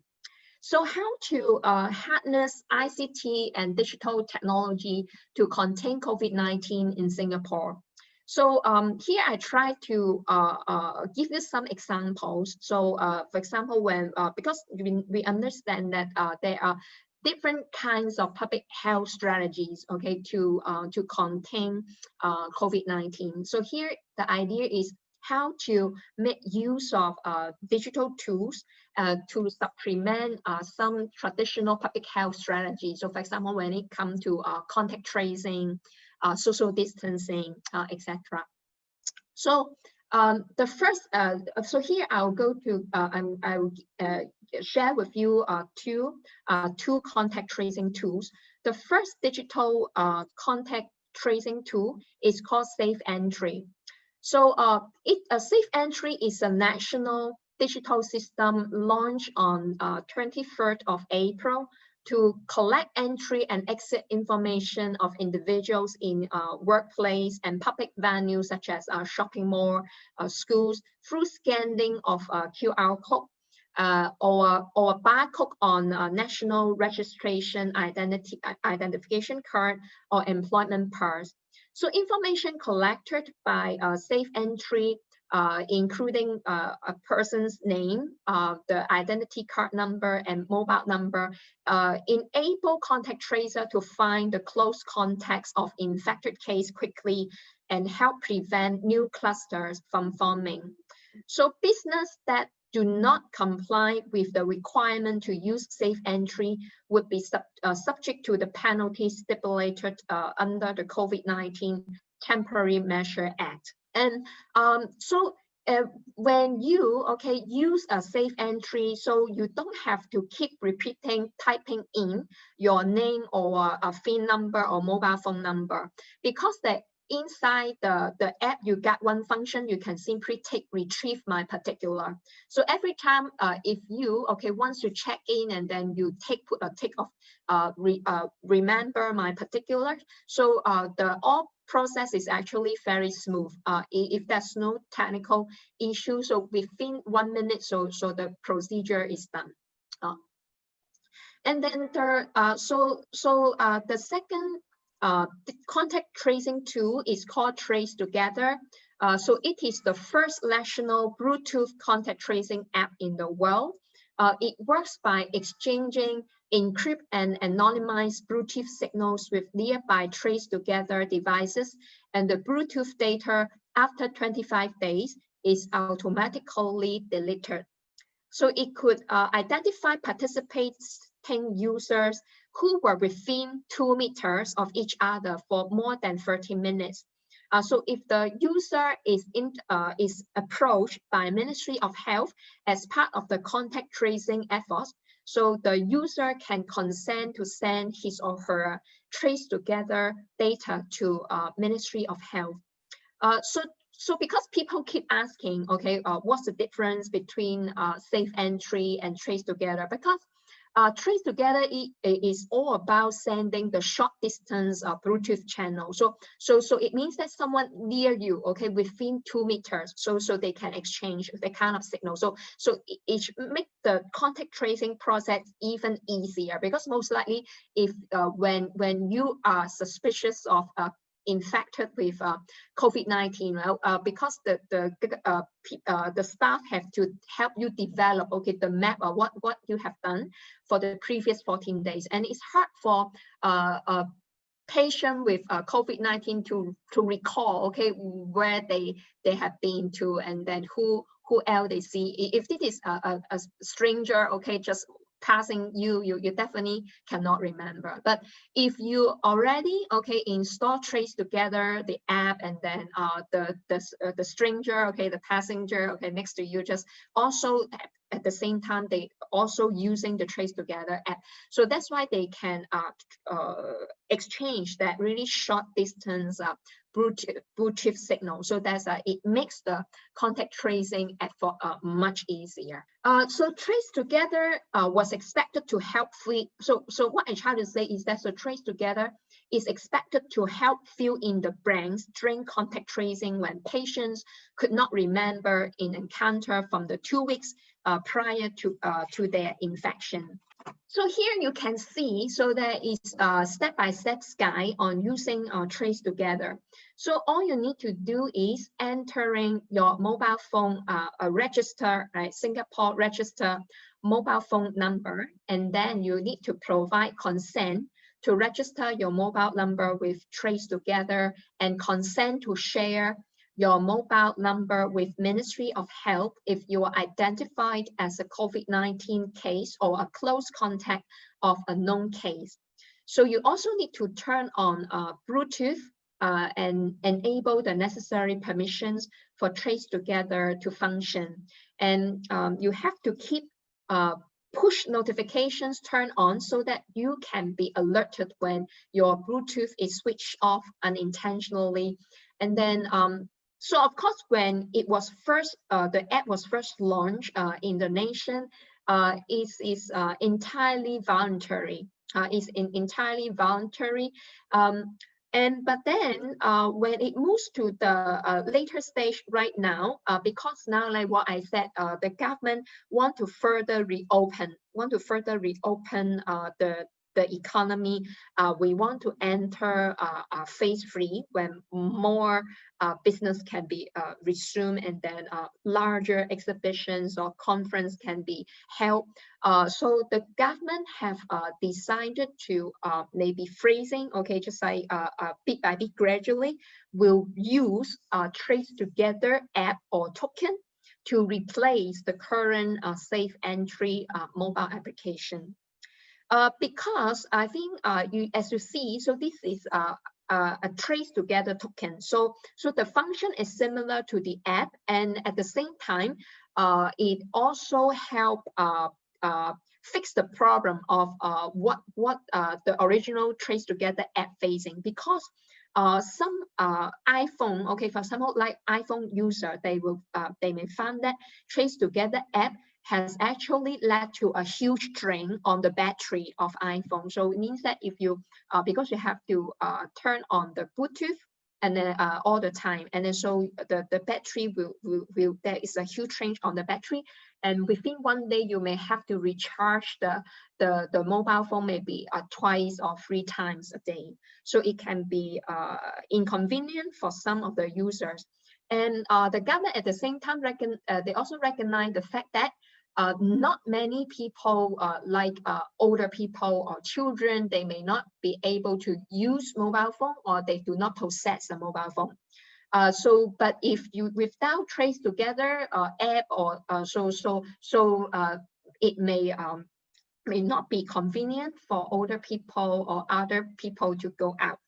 So to give older people peace of mind, and then so the government have decided to distribute, okay, trace together token, like you see, okay, in the picture is a very tiny portable devices, and then with a lanyard for older people to wear it, okay, on the leg, or they can put it, okay, into their pocket or their bag, and then so it's easy so for them to go out. So all they need to do is they can show this, and then because at the back of the token there will be the barcode, and then the barcode actually already contain your personal the kind of just like information. So once they scan, okay, the barcode, and then so they know, okay, so it belongs, okay, to which person, right, like that. But then of course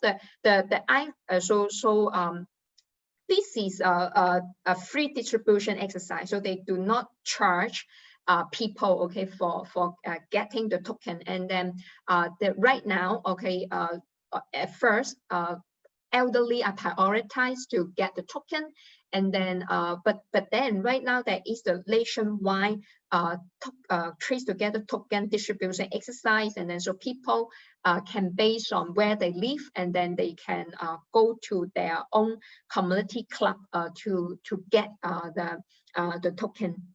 So to facilitate the token distribution exercise, a website called Token Go Where was created by the government to allow residents to get more details on the collection size and timing. So in Singapore, the government facilitates crowd management during the COVID-19 outbreak through interactive real-time maps online. So here I can also show you two examples. So one is a Space Out. So it is a website launched by the Urban Redevelopment Authority in early April this year. So to provide the public with regular updates on, so this is a website with an aim to provide the public with regular updates on crowd levels of shopping malls, supermarkets, and post office across Singapore based on data from respective operators on shopper traffic.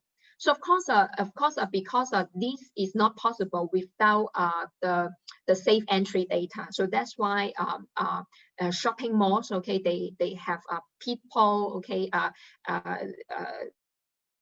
the manpower, okay, sitting at the entrance of the shopping mall, and then so when people enter the shopping mall, so they will have that check-in, right, check-in and check-out. So this is part of the way, okay, to offer the kind of shopper traffic data, and then so to update these Space Out map. So each mall, supermarket, or post office, as you can see, okay, from these slides, so each mall, supermarket, or post office was represented on the map by a color shade.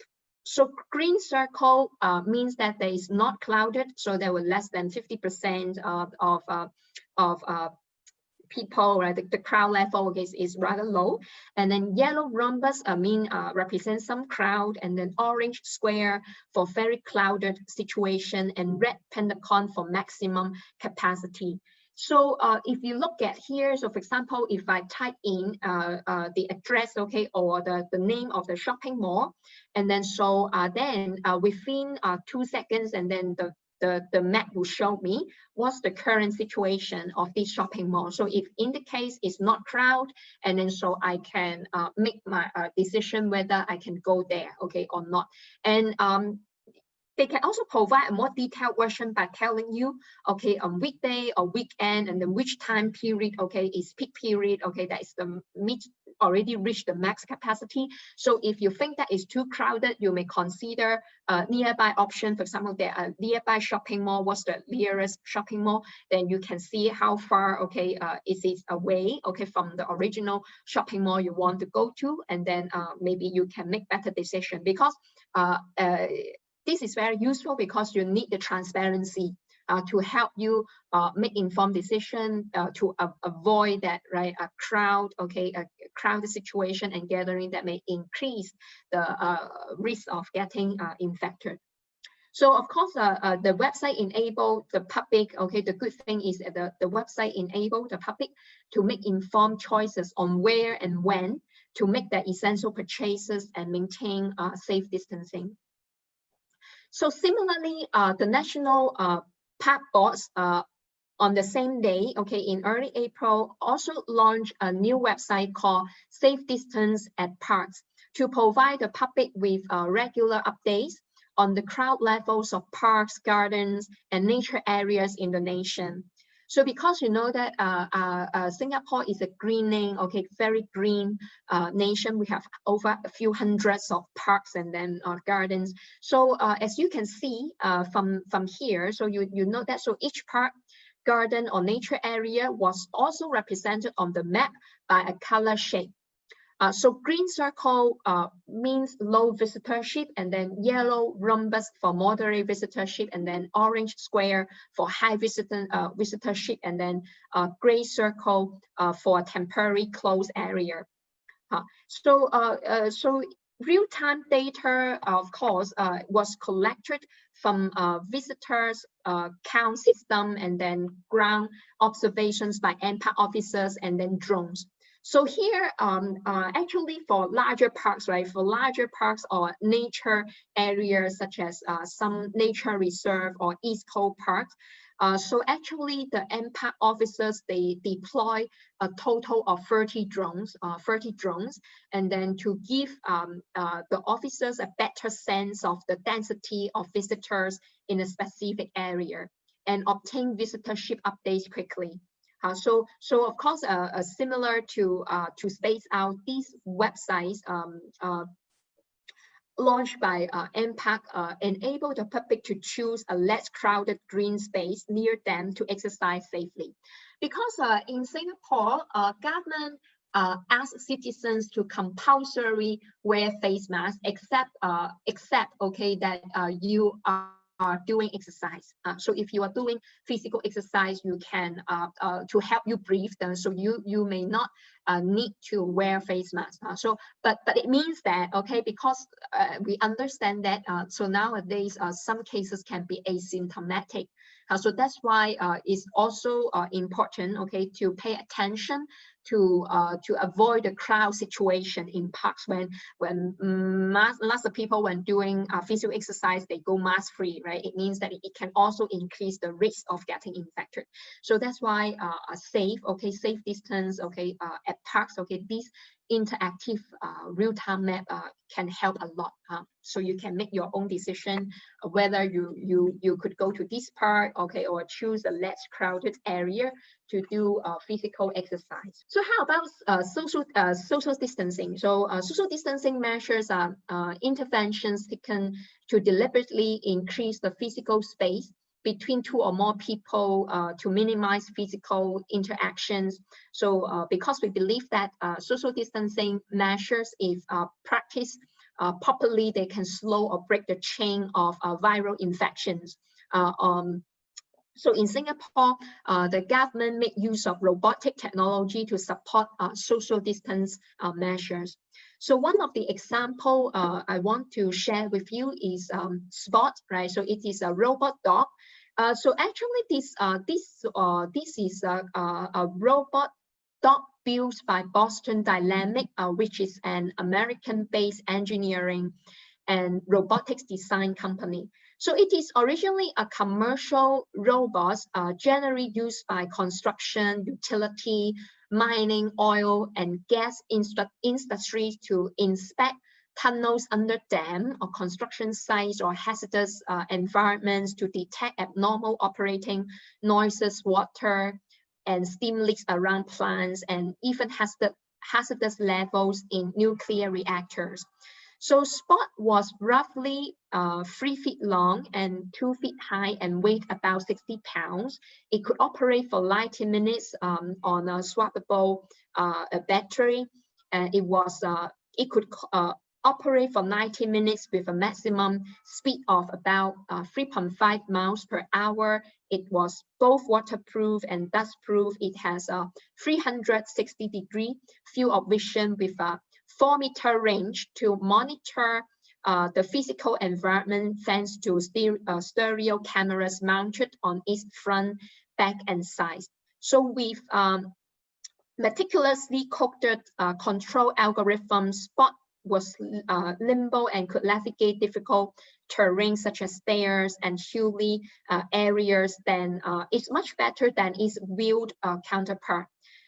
So Spot can also right itself instantly if it happened to trip and fall over. So because of COVID-19, Spot, this robot has been repurposed by NPAC officers for safe distancing operation. So the dog is deployed by National Park to broadcast a safe distancing message while patrolling a 2-mile stretch of pathway at the local park during off-peak hour. So the pre-recorded female voice message politely reminded cyclists and then runners and other park visitors to keep Singapore healthy by maintaining a safe distance of at least 1 meter from each other. So this is a semi-autonomous robot controlled remotely by an Android app running on a gaming tablet with physical buttons for easy robot control.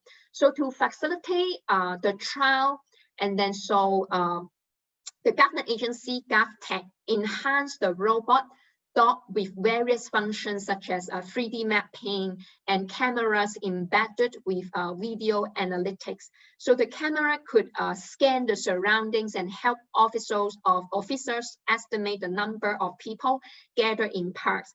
But so the privacy concerns were played down by local authority because the cameras could not track or identify specific individuals and would not collect any personal data.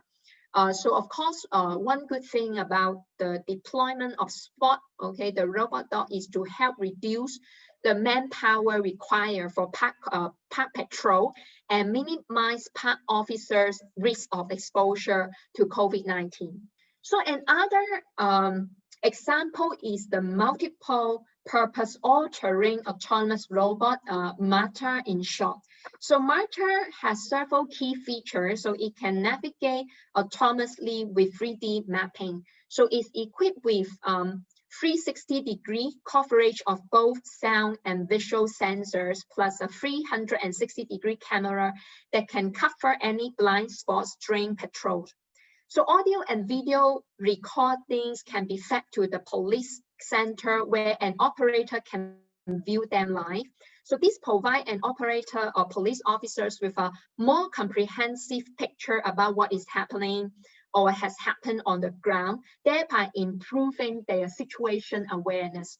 So MARTA is rechargeable and can operate for up to 4 hours depending on the function used.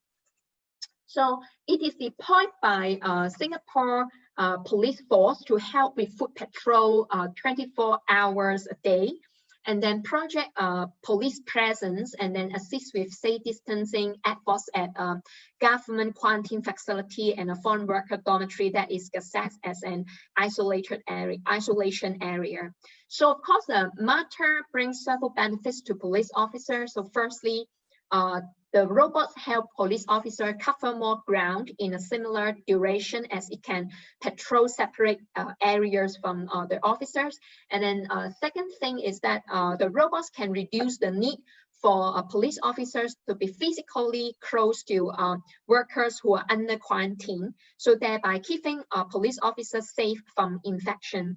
So through the speaker of MARTA, so the operator in the command center can simply give verbal reminders to dormitory residents to adhere to the safe distancing measures.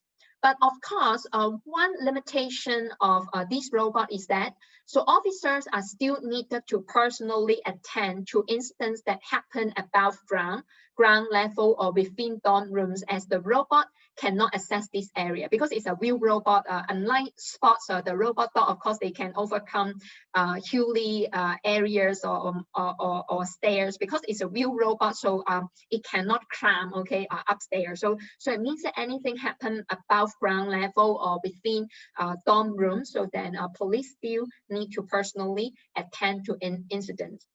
And then the third thing, okay, what's so good about this robot is that they play a deterrent role. Because so dormitory residents generally follow the safe distancing measure once they see the robot patrolling, according to the Singapore police inspector.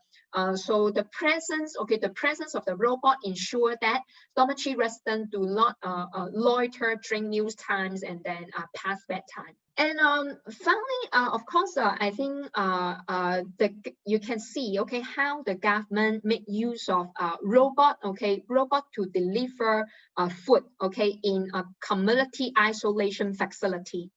So the food delivery robot is called a Robotic, so which are autonomous mobile robots originally used for routine handling tasks in manufacturing environment.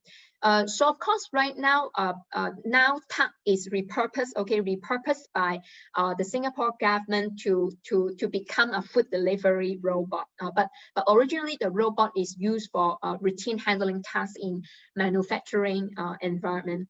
So TAC has several key features, including the use of laser to navigate on internal map of facility, travel on irregular concrete floors, automatic pickup and drop off cars at a specific location, and then auto docks and auto charges, and transporting loads up to 635 kg per trip. So with digital mapping and navigation, the robots require no additional fixed infrastructure such as a beacon, magnets, or wire guides, so they can communicate through the wireless network or 4G to interface with the open customizable robotics management system for autonomous operation and fleet management. So if you look at here, okay, the few photos, okay, I provide here. So you can see on upper left, okay, left-hand side. So it's the Changi Exhibition Center. So which is repurposed into a community isolation facility to house thousands of patients recovering from COVID-19 and those with mild symptoms of the disease. So this center actually deploy five TAC robots to distribute meals to patients. So the center actually has 108,000 square meters, and it is segregated into 3 zones. So the red zone is where patients live and has a medical center. The red zone can only be entered by authorized personnel such as medical workers and essential maintenance crew wearing personal protective equipment. And then for the yellow zone is the barrier to red zone. So this is where all personal protective equipment are disinfected before being brought into the green zone. So the green zone is for personnel to work and rest, that no personal protective equipment is required. So in these community isolation facilities, patients are provided with free meals daily. And then the robots, so how the robot is used is that the robot first go to a specific high pressure chamber in the yellow zone. And then there are 14 workers in the chamber preparing the meal sets and sorting them into the food carts for the robots to pick up. And then the robot carries the food carts to 12 designated collection points of the red zone for COVID-19 patients to collect their meal sets. And then each robot can carry up to 192 meal sets, depending on the size of the meal set. So within 1 hour, all 2,700 patients can be served their meals. So after meal times, then the cleaners wearing full personal protective equipment will come to the red zone to clean the food carts and deal with leftover food.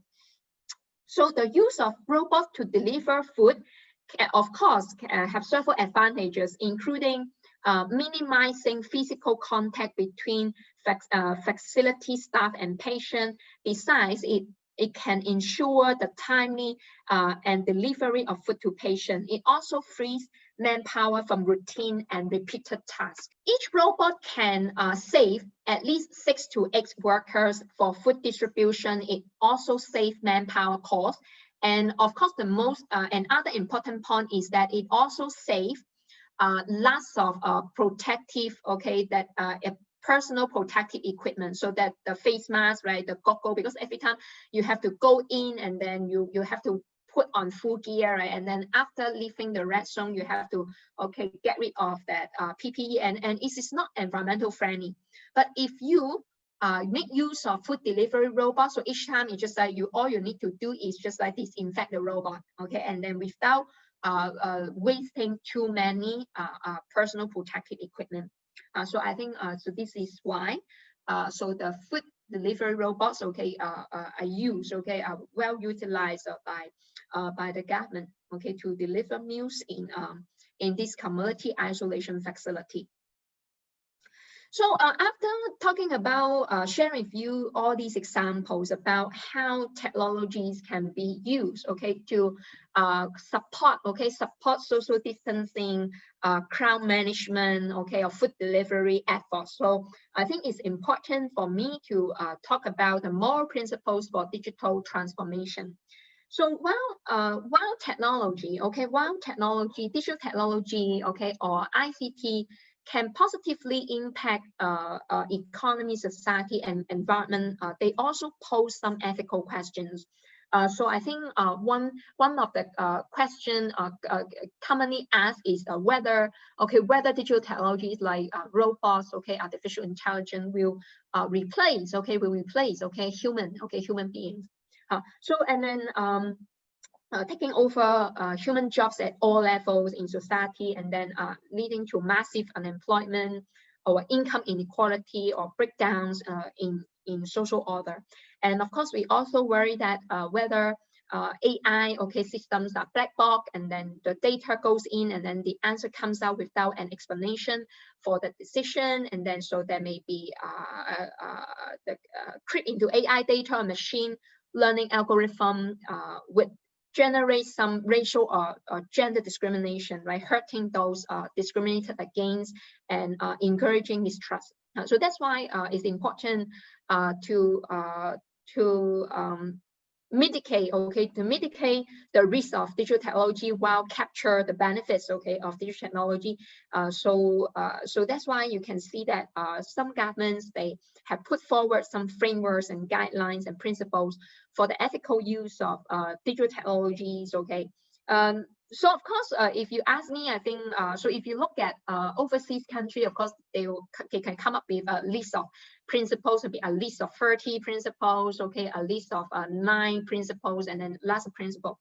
But I think no matter how many principles that the government talk about, they will uphold. So the most important principles is about respecting for human dignity and individual autonomy, right? And then so technology is supposed to be developed for the common good, and benefits of humanity without harming or deceiving human beings.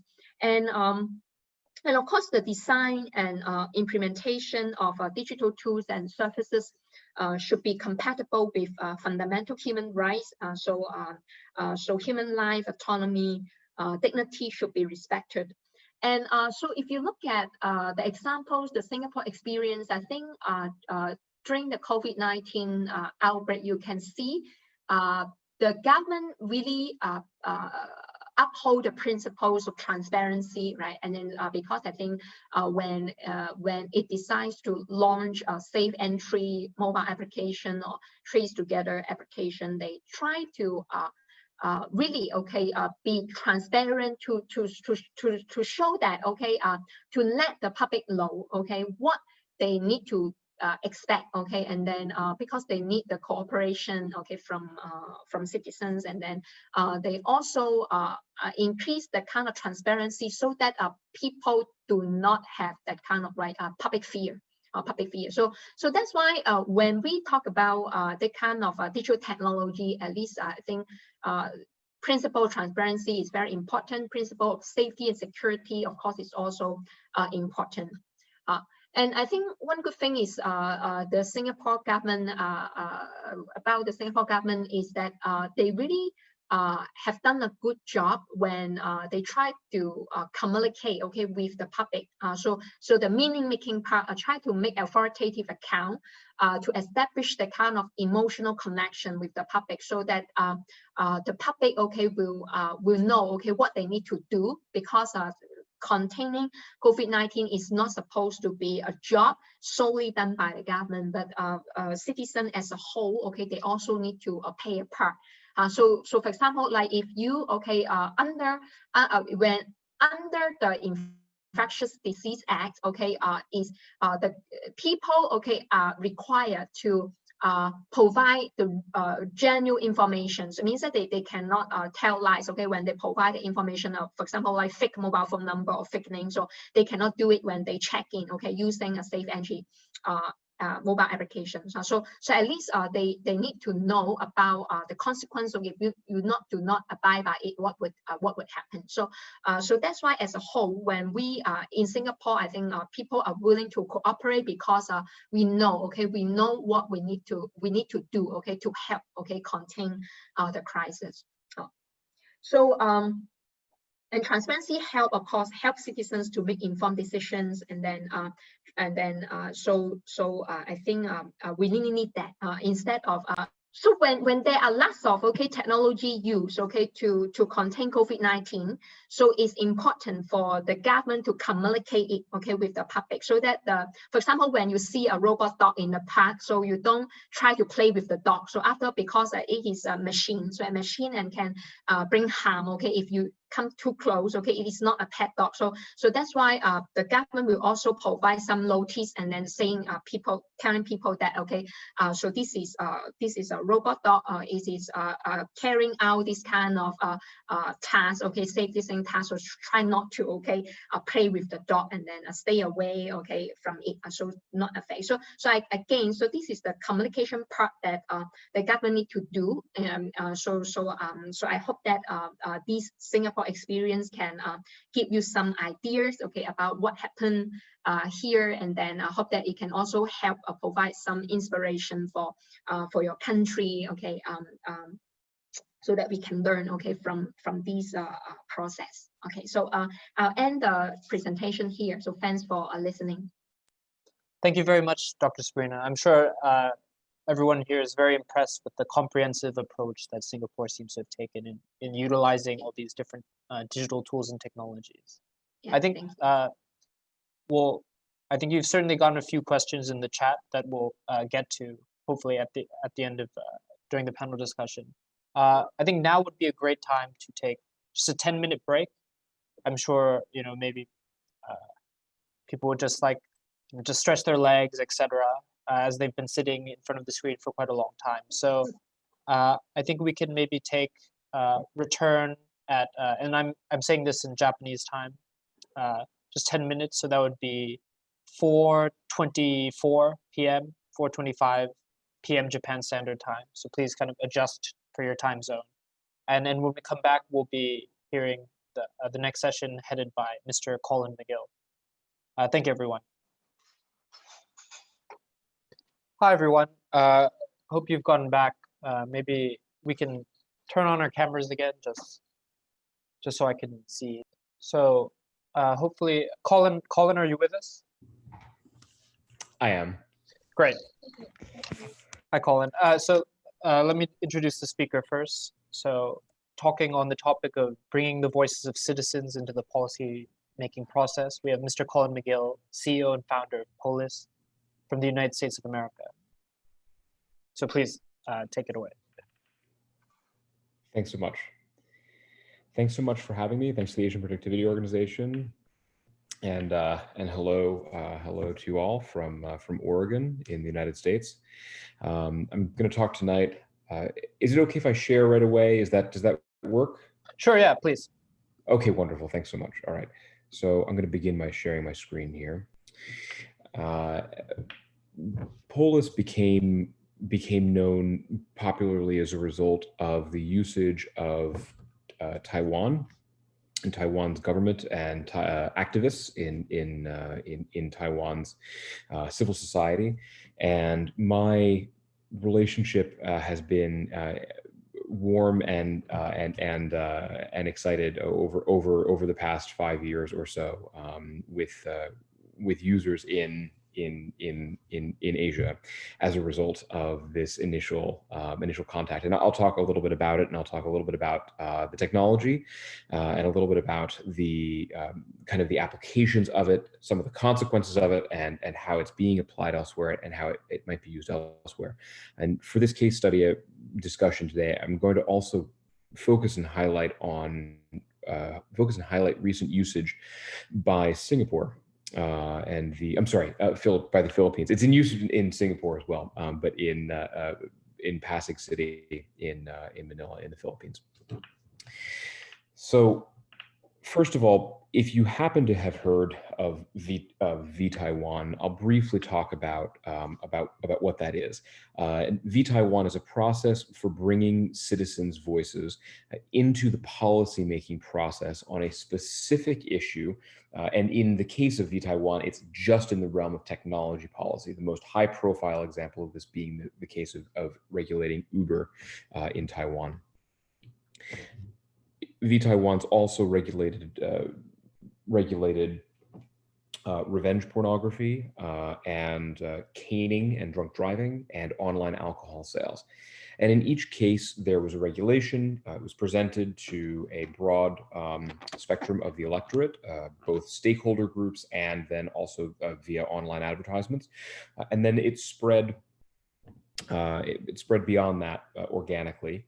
And then Polis as a technology was used to gather all of the stakeholders and all of the people who were coming in to speak to the government into one space, to have them all be able to express their voices in their own words, in their own language, to be able to interact with, to agree, disagree, and pass on statements made by other people. And finally, the platform creates a map, a real-time map of the opinion landscape, which can be inserted into subsequent steps of the policymaking process, and then used to kind of as a reference or a guide as to where there may be common ground and where there are still areas of disagreement. So I will go through some of these case studies now, just to give everyone a sense of exactly what the technology is, how it works, and what the motivations behind it are, before we talk a little bit about, and what the outputs of it are concretely, before we talk a little bit about the usage and potential applications. So first of all, Polis is an interface is usually embedded on a website. So in the case of a government website, it could be on the page of a ministry or other regulating body, in place of or augmenting a kind of an open call for comments on policy, or perhaps an online consultation. Also is frequently used with partners. In the case of New Zealand, for instance, Scoop News did an independent news partnership with facilitators who were doing consultations on biodiversity. So the newspaper ran the conversation and passed the results on to the government. The interface is quite simple. Participants have an opportunity to submit statements in their own words. These are limited to 140 characters. And then those are sent back out semi-randomly to everybody else in the conversation, and everyone else can agree, disagree, or pass. The result of this is that over time, there are increasingly more comments, but there are many more agrees, disagrees, and passes, many more votes. There are usually somewhere between 10 and 50 times the number of votes that there are comments. For instance, if people would submit 100 comments, you might expect 10,000 votes.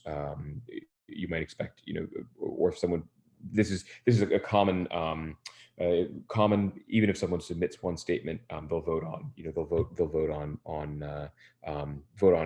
10, 100, even we've seen people vote on 500, 600 statements. The result of this is that you're capturing two things which are different. In quantitative polling, the methodology is to create a survey and kind of get a sense of what is known. So you're asking people maybe 10 questions, 20 questions, but all of the dimensions of a survey are created by the person designing the survey, in this case, the government, and the things that they already know about. In this case, the dimensions of the survey are created by the people who are taking the survey, and the result is that the map which results of the opinion space is not necessarily of what the government knew ahead of time, but of what the population wants to talk about, needs to talk about, in response to a prompt. This prompt can be very general, like it could be a regulation which is upcoming. It could be, like, for instance, in the case of Taiwan, it was, we're regulating Uber. What have your experiences been? What should happen? Should it remain legal? Should it have to pay the same taxes as taxis? Things like that. And the other thing that's happening is that, we're going to move on here to just a second. Okay. And the other thing that's happening is that there are real-time tallies that are being aggregated. For instance, here is let me find a statement. Here is a statement. Some Metro Manila roads should be allotted as protected bicycle lanes for safer cycling. This had universal agreement in the 413 people and all 4 clustered opinion groups that resulted. The opinion groups A, B, C, and D are an automatic real-time result of the voting, which is kind of defining this other layer that you're getting, which would be different than in quantitative in quantitative methodologies. In qualitative methodologies, also lack this particular feature. In qualitative methodologies, if you send people out to do sociological research, you may have enough time to interview 10, 20 people, or perhaps more, but it's very time intensive, it is very labor intensive, and then those results have to be aggregated. The ethnography that is done has to be kind of very manually collated. So the collation here, the kind of collection and presentation happens. Some of it is automatic, and some of it is also manual analysis that we do afterwards as well, when we're working with organizations. I should emphasize at this point that the technology is completely open source, and so the everything you're seeing here is open source and deployable by any organization. It's also available online. If you go to pol.is, you can see. Let me just go back to the outside here.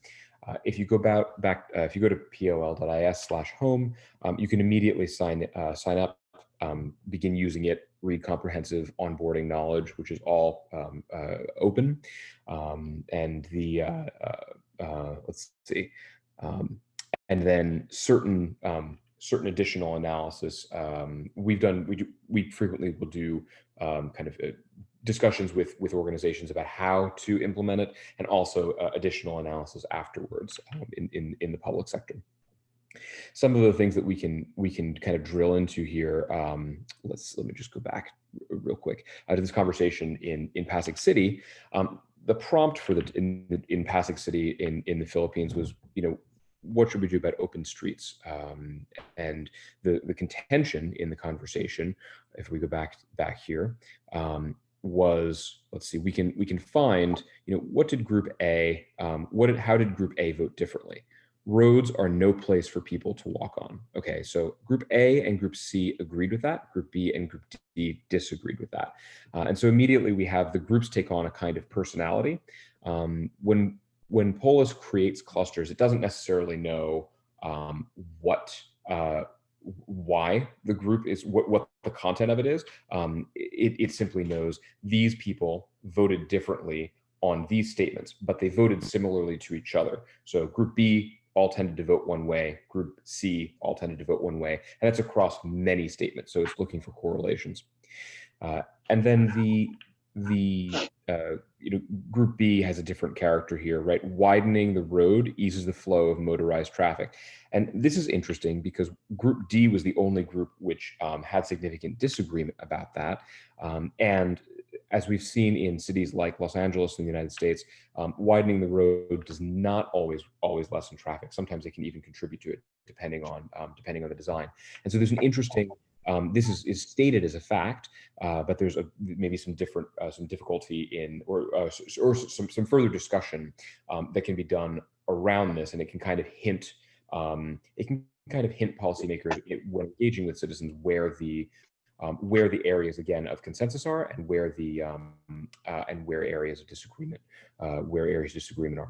We can also see things like we can also sort all of the statements by a metric which is called group informed consensus, which basically means, given that there are groups, even if there are some of them are different sizes, show me the ones which had more agreement between all groups. So to turn back to the application of this, this gave policymakers a way to ask a huge number of people what they thought, potentially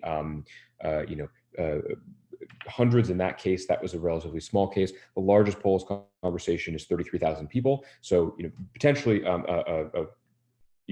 thousands or tens of thousands of people all coming into one space, submitting thoughts, those thoughts being moderated by the creator of the conversation, and then feeding that into subsequent processes, so that which would then benefit from a map, whether those were a policy shop, whether that was an individual or a ministry making decisions, or whether it was a consultation or some kind of citizens assembly, or that would then benefit from having a map. So I'll briefly here speak about some of the benefits aside from the Uber case that occurred in Taiwan, which are covered in this article, and I'm happy to share this as well. In fact, let me come back and just briefly share this article so that everyone can.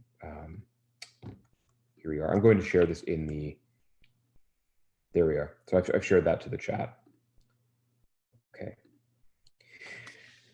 So one of the benefits of this kind of engagement is that it gets stakeholders who may not have been in a similar space together into a similar space. And the example that is used in this article, which is particularly helpful, I think, is that in the case of regulating online alcohol sales in Taiwan, one group was opposed to that. And this issue had been deadlocked for about 6 years. The one group was opposed to that. And this was a group of people who were against drunk driving and against increasing accessibility to alcohol generally, because they wanted more emphasis on treatment and prevention of alcoholism.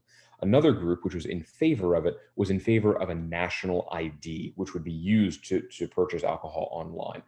This is significant because both of these groups were using this issue as a kind of an issue to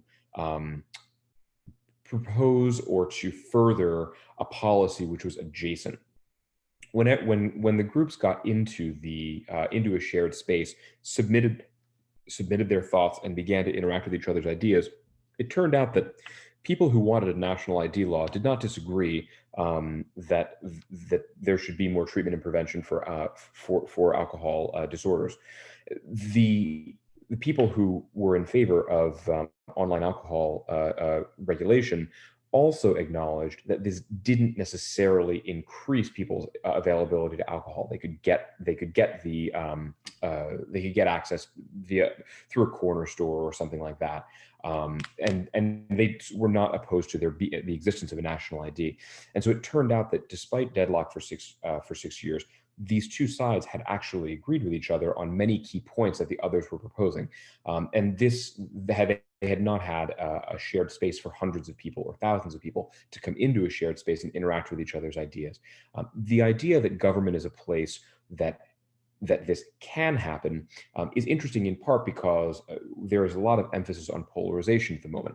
If we are polarized, the place in which all of these various stakeholders come together is the government. And so if the government can have better tools to bring people into shared spaces and similar spaces, this can be a benefit to subsequent policymaking processes which benefit from further and advanced understanding. And I'll leave my overall explanation there, but I want to make sure I leave room and time for questions. Hi, Colin.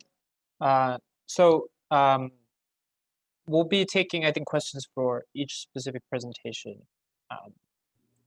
at the end during the panel discussion. So we'll let. I understand. Yeah, so we'll give everyone time to formulate. Okay. Great. Thank you very much. I think it's a very interesting platform, and I think as we go through maybe more specific examples in the panel discussion, I think participants can get to see kind of the advantages and kind of value added that this kind of technology can have, maybe relative to existing kind of e-governance or petition type platforms that bring citizens into the policymaking process. So I'd like to invite Kun Yod, if he is here, Mr. Yod. Are you with us? Yeah, I'm with us. Great, thank you. Good. So let me just introduce Beatrice, if you could put his introduction slide. So for our next session, we have Mr. Yod Kimswati, head of the Payment Systems Office of the Thai Bankers Association from Thailand. So he'll be talking to us about one of Thailand's digital ID programs. The title of his presentation will be Thailand, the Digital ID Approach. So please feel free to share screen. Thank you. Thank you. Let me share the screen to everyone. Oh, you cannot share while other. Okay. Let me try to share the screen. Can you all see it? Yes, it's okay. visible. Thank you very much. Good. Thank you for inviting me for the session today. Let me share with you some of the idea that our Thailand thinking about the way that we're moving toward or using digital to transform our country. So my approach today, we have three agenda today that we are talking about. The first one is to share with you the idea of National Digital ID Project in Thailand. The second one is to share with you a little bit about what is our digital ID platform, how is our platform model, the concept, and some use case that we think that the digital ID will be able to do it. And the third one is going to be a next step, go beyond Thailand. That's what we would like to suggest. Go back in around 2015, our government have laid out some kind of idea and plan to move Thailand into what we call Thailand Digital 4.0. A Thailand Digital 4.0 is to move our country to be ready for our new digital economy. We used to be able to sell the products, right, from face to face, and also from communicate to different country. But more and more with the digital transformation, most of the country will move to a digital economies. And so our government at that time laid out 5 initiatives that going along with that. The first one is going about national e-payment. A lot of you probably heard about PromptPay in Thailand. That's an infrastructure that we lay out in this 5 digital infrastructure chain at that time. So we lay out a foundation of payments. The second one that we lay out is the foundation is called National Digital ID. Then the third one is talking about how to take all those data together and creating what we call National Data Bureau. The fourth one is talking about logistics and location. How do we expand our internet out into village and out up country as much as possible to be able to move our Thailand into a new digital economy But last but not least, on the fifth project is related to cybersecurity, because we know that as we move to the new economies on the digital side, the crook or the theft itself will move toward the digital side as well. So we are putting layout foundation of cybersecurity to protect our country as well. But today we are going to focus on the second project that's called National Digital ID. This national, all of us, everyone, we be able to communicate to each other in physical worlds, right? Some of the country will use physical cards. Some of the country probably use some other means of communicate to each other. But in order to prove ourselves in the digital world, so we need to have what we call a digital ID. There is a discussion in the World Bank side. They lay out a couple models in terms of moving toward digital IDs. One is using what we call a centralized system. A centralized system similar to like Indian Aadhaar project that using centralized places to keep all the digital IDs. The second one is what we call it is in terms of federal models. A federal model is the concept or the models that we are adopted. And the country that adopted into a federated model is the country like UK, Australia, and so on. Okay, so we develop it into what we call a federated model. So the plan that we have from 2016 to now is going to do 3 different phases. Phase 1 is for individual. The phase 2 is for juristic, which I think is really important after we have a layout, the foundation of the individual. And the third phase is for foreigner that come to Thailand or come to our country to be able to using their own, to be able to use their digital ID concept. Okay. So the plan is so simple. There are 3 different proposals that we do. Oh, by the way, this project is initiated by governments, but we working we using our private sector to help driving this project together, similar to the Prompt Pay project on the e-payment. It's initiative that the government initiate, but ask the participant from the private sector, which is working very well. Because if you let the public sector to drive it, it will be quite slow and difficult because of the budget and so on. So for this project, on the national digital IDs is 3 main purposes. Number 1 is uplift a KYC standard. We use a standard from NIST from this, which is have a 3 different level 1, level 2, level 3 on IAL side. But on level 2 of IAL, we separate it out into 2.1, 2.2, and 2.3, which I won't go into detail of those. Okay, it's into detail. Next time when we have more times, we'll be able to go into detail. The second one is to be able to using to allow individual or juristic or foreigner can make a serious online transaction, like open account, do some other financial transaction. And the third one is for private data sharing and the consent of the user. Everything that we do under digital ID is comply with PDPA. It is have to be under consent of the user who own the system. The pain point in Thailand, if you come to Thailand, you will know that in Thai people have what we call an ID card. This is an ID card, which is a smart card. We use a smart card concept. In this smart card have some information that identify myself.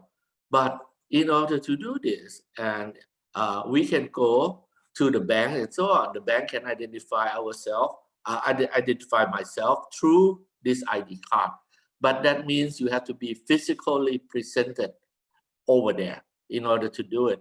The government could not be able to afford to create, to what they call, provide the card readers into everyone, okay? Because information is stored in this smart card.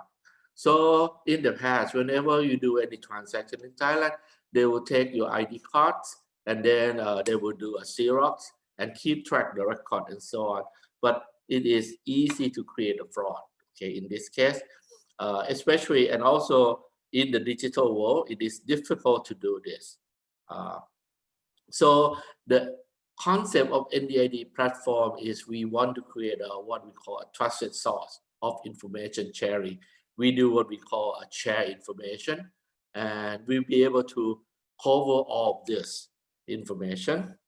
Let me go to the concept that might be better off. If you go back to a principle of any transaction engagement, if you think about it, let's say our banks, when we engage with customer coming and get the loan from the bank, what do? They have to fill up the customer. What does the customer have to do? Number one, they will ask for the bank, right? The application form. They fill up the application form. They show a proof of documents into the bank's agent. In order to do a proof of document, they have to hand the ID into to the bank's agent and be able to verify and identify that that customer is the right customer. So after that, what do we have to do? The bank agent will do some underwriting process and approve or reject for the loan application. Let's say in this case it's a loan application. They have to do either approve or reject, right? And in order to do that, they're still using human judgment or AI. It is normal the way that they have to do it. When we're talking about a concept of digital ID, is a concept of replacing this box, the one in the red over here. Okay, so the concept of digital ID platform will replace it, do a verification, be able to take some information if some of those information is already reside into a certain source of places that we are trusted, be able to bring that information and autofill application form from trusted source. Okay, last but not least, in terms of e-signature, we developing this platform plus some regulation and law change will be able to allow a digital ID platform over here as a digital signature as well. So we use digital platform into 3 areas: verification and authentication. We do autofill application from trusted source, and then the third but not least is on e-signature side. So keep this in mind. So a concept of digital ID platform will have 3 different roles of participant. The first one that I would like to introduce is called relying party. A relying party is the party that would like to ask for someone to validate or verify and provide the information. The party that be able to identify and provide the verification we call identity provider or IDP. And the authoritative source is the one who have the information that be able to share, or what we call a trusted source. In terms of AS, there are 2 different AS. One is primary AS. Most of it is a government. When we was born, right? We'll be able to get the birth certificate and so on. Those information from the trusted source from the government is called from primary AS. But later on, when we go to school, when we go to apply for the bank account and so on, banks is a secondary trusted source because bank will have an interaction with the customer and be able to correct some of the information from the customer. So in this case, let me walk you through. Let's assume that a customer or a user want to go to apply for bank A. They want to apply to open a new account at bank A, but they used to have a bank account with bank B before. So bank B is their identity provider. They open an account with bank B doing a full KYC. They have a mobile application with bank B. Okay, so bank B will be their identity provider. In this case, they sit down at night and they see an advertisement saying that Bank A will have a promotion in terms of open account, and then you get some certain special gifts and or special interest rate. So they download the mobile app. But when they download the mobile app from Bank A, how does the Bank A know this person is the right is Mr. X as what they say? Okay. So in this case, Bank A is going to provide an information called relying party, send information what we call to a digital ID platform.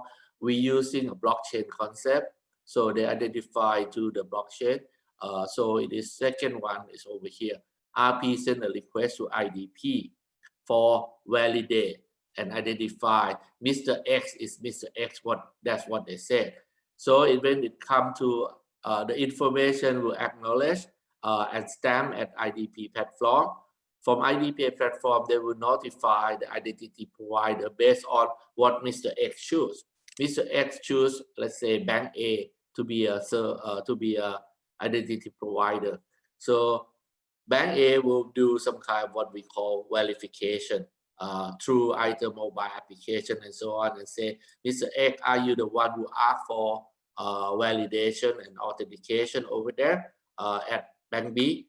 Mr. X using mobile phone, mobile application from Bank A. So they will be able to authenticate and prove themselves from their mobile app that they have with Bank A. Okay. The Bank A will send information back to the digital ID platform and say that, okay, Mr. X is the right person as what they said. But if they want to go to an authoritative source to get information, the information will drive to AS based on the logic that we have. And AS will be able to send information to populate the application that Mr. X applied at Bank B. So the concept is using IDP and an instrument and the authentication that IDP has to identify and validate that Mr. X is Mr. X, and using an approve of KYC over here to authorize to AS to be able to send the information out into the relying party. A relying party is any company or any participation in this organization in this digital ID platform. Okay, so in this case, we will be able to change an offline mode into an online mode immediately. And for example, offline mode, you have an application form, you fill up the application form, right? You have proof of identity. This is a verification. You have a proof, it can be ID card, it can be household registration, it can be a proof of income as an authoritative source that send the income coming in. It can be a proof of credit bureau, okay? It can be a bank statement. All this is in the offline mode, right? But when I do it in online mode, it can do like what I said with the digital ID concept platform. Okay. So from this NDID concept in Thailand, it is mean user intent to confirm KYC in digital world, plus consent to get information from the authoritative source, and also as a digital signature signed by themselves. So it's a full concept of identify, consent, and signing in the digital world. Okay, so let's assume this. I tried a few minutes ago when I talking about the open account in the bank account. It might be difficult. Let's see from the slide here. Might be simple. First step, they want the customer over here want to open an account from Bank ABC. So they download an e-open application. They fill up the form. At this time, they're still in mobile banking app of ABC. Okay, it's in the web. They click registration. The Bank ABC will say accept term and condition, the privacy, PDPA side, and so on, to go on to NDID platform to do it. So when the third step, they click next, confirm the form, it will come up with which bank that you want to use as an IDP. Okay, so for myself, let's say if I go to bank ABC right now, I may open an account at this bank or this bank before. So I will use either one to be my IDP. Let's say I choose this as an IDP. Okay, so it will go in with the level of assurance that we are agree in Thailand what we have. Okay, the next step is it will go to the consumer. Hang on for a minute. I cannot see on the other side. So the RP will send the information to NDID, and off it will go to the bank that they want to do. When the banks, in this case is SCB, SCB will get notification. It will send a notification back into myself, into the customer. The customer can come into the SCB mobile app now. It's a bank called SCB. So they click on a verification icon, which is a standard that we establish and agree for all members in the NDID project. Okay, so they do verification icons. After they do a verification icon, it will stay in this bank. It's under application of SCB. So the customer have to log on and so on to the double verification, and they will go on, log on to it as a step 9. Then we do biometric as a confirmation as well. We use a biometric as a double authentication technique. Then at step number 12, after SCB, which is in this case is called an IDP organization, when they validate that I am who I said I am, right? It will go on and send the information back to the NDID platform, which is in turn send information back to Bank ABC saying that the customer is already verified and so on. So of the goal, we will be able to open an account from this bank. Now, you might say, well, it is only from financial institute. The answer is no. The NDID concept is using for cross-industry. I repeat it, for cross-industry. This case, the first case, you might say that between bank and bank for financial to open the bank account, right? So case number 2, I want to show you 2 things. One is an industry, a different industry. Assume that you're going to getting the visa to go from Thailand to US.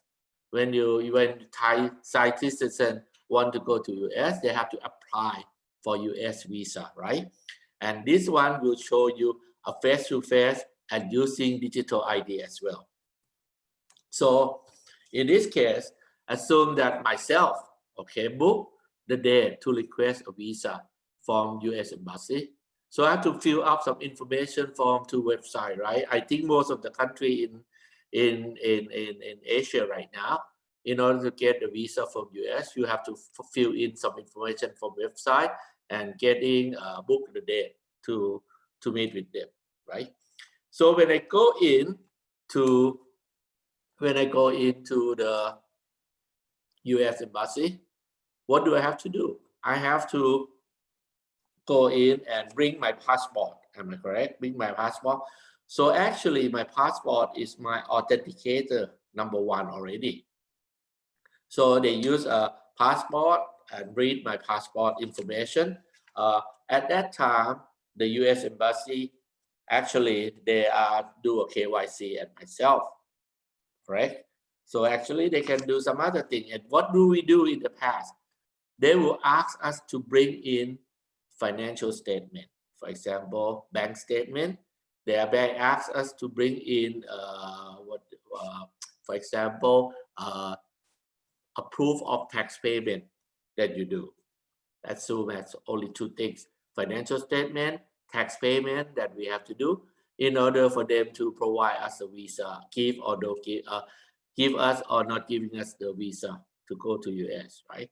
But in this case, I don't have to bring anything in, because a lot of time when I get in the bank account from the banks, U.S. Embassy might say you have to do this no more than 30 days. But sometimes I got it, but by the time that I get the book date, it go beyond 30 days, and my information is not valid anymore. But in this case, I apply with the digital ID. So in this case,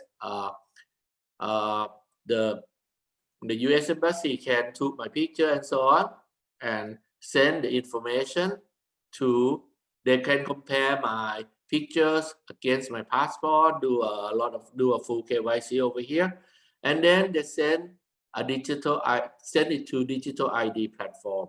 Okay, and in this digital ID platform, then they can do what they do. Right now, U.S. Embassy doing a full KYC and doing authentication for me already face to face. So they don't need to ask for an IDP to validate anymore, correct?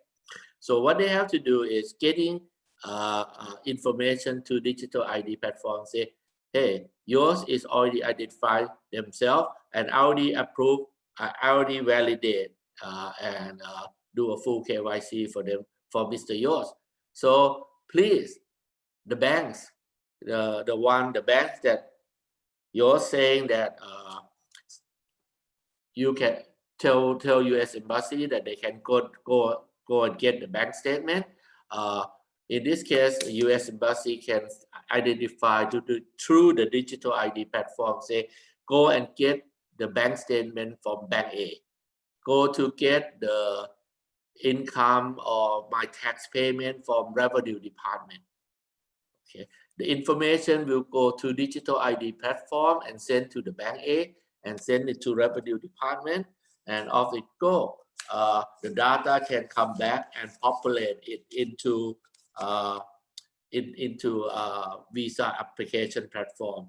For example, can be a private data from trusted source. It can be financial information. It can be education. So many things that it can get it out. So you can see that in this case, myself, when I go and apply for visa right now, I don't have to bring anything except my passport and myself. Go over there. But information, I don't have to prepare ahead of time. The embassy can go in, connect it through the NDID platform, and be able to getting the information from the trusted source. And how come the trusted source believe that the authentication is being done? I already show it to you that the U.S. Embassy in this case do face-to-face authentication, and then they show the digital national digital ID platform, say, go ahead and get it. I already validate Mr. Yours already. Okay. So a concept, like I said, we use NIST concept, needs information, using what we call a level identity assurance level and authentication assurance level. But in this case, since we have only 20-30 minutes, I cannot go down into the detail of this. But what I just want to ensure you that the way to approve or do an authentication is through the standard, national standard that we have. Okay, and right now, since 2016 that we are carving out this national digital ID concept, our private sector putting our head together, set up the company called NDID and develop the platform.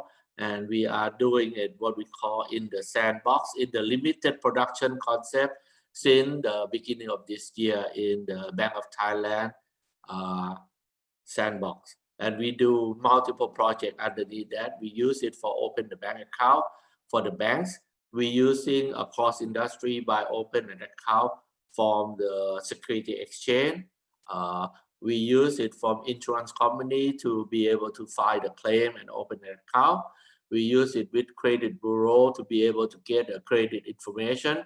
And probably in the next couple of months, we will use it for lending information. You can get in the bank statement to the National Digital ID platform. So 5 or 6 projects right now going on in this year. No matter what is under sandbox, but it is a sandbox in Thailand is what we call consider as a production, but in the limited area, limited space. So in the future, what we would like to do is to be able to communicate to the country around the Southeast Asia and in Asia to be able to lay out this concept together, like in Philippines and so on. I have been able to talk to some of the folk in Philippines and so on that should use some of this concept. There are, like I said, when we deal with the digital ID, there are only a few concepts. I think from my knowledge, it's like 3 concepts. One is centralized. The other one is using, like what I said, federated model, like the way that Thailand using it. Or the third one is bilateral, but bilateral is quite complex to do with. And concept of centralized, there's a good and a bad in there as well. Okay, so this is what I would like to share with all of our government officials to see whether if you guys would like to explore in more detail, I will be happy to do it. We take this concept to World Bank, and the World Bank is considered our approach is one of the I think it's one of the good one that they are endorsing it right now. Thank you very much. Thank you very much, Mr. Yor. And I think we can discuss some of this in more detail now that next up is the panel discussion. So I think maybe we can stop sharing screen. Yeah. We can spotlight all of the speakers. Unfortunately, Dr. Parangit, as he mentioned in the chat, has had to go, but we still have all the other speakers available to take questions. And it's very considerate of him. He answered many of your questions already in the chat. So if you'd like to see some of Dr. Parangit's thoughts, please refer to the Zoom chat while it's still up. I already disconnect my screen already, right? No, still sharing. You're sharing. How do I? Oh, how do I stop sharing? Pause sharing. How do I stop sharing? I think we can stop. Okay. Okay. Thank you. No problem.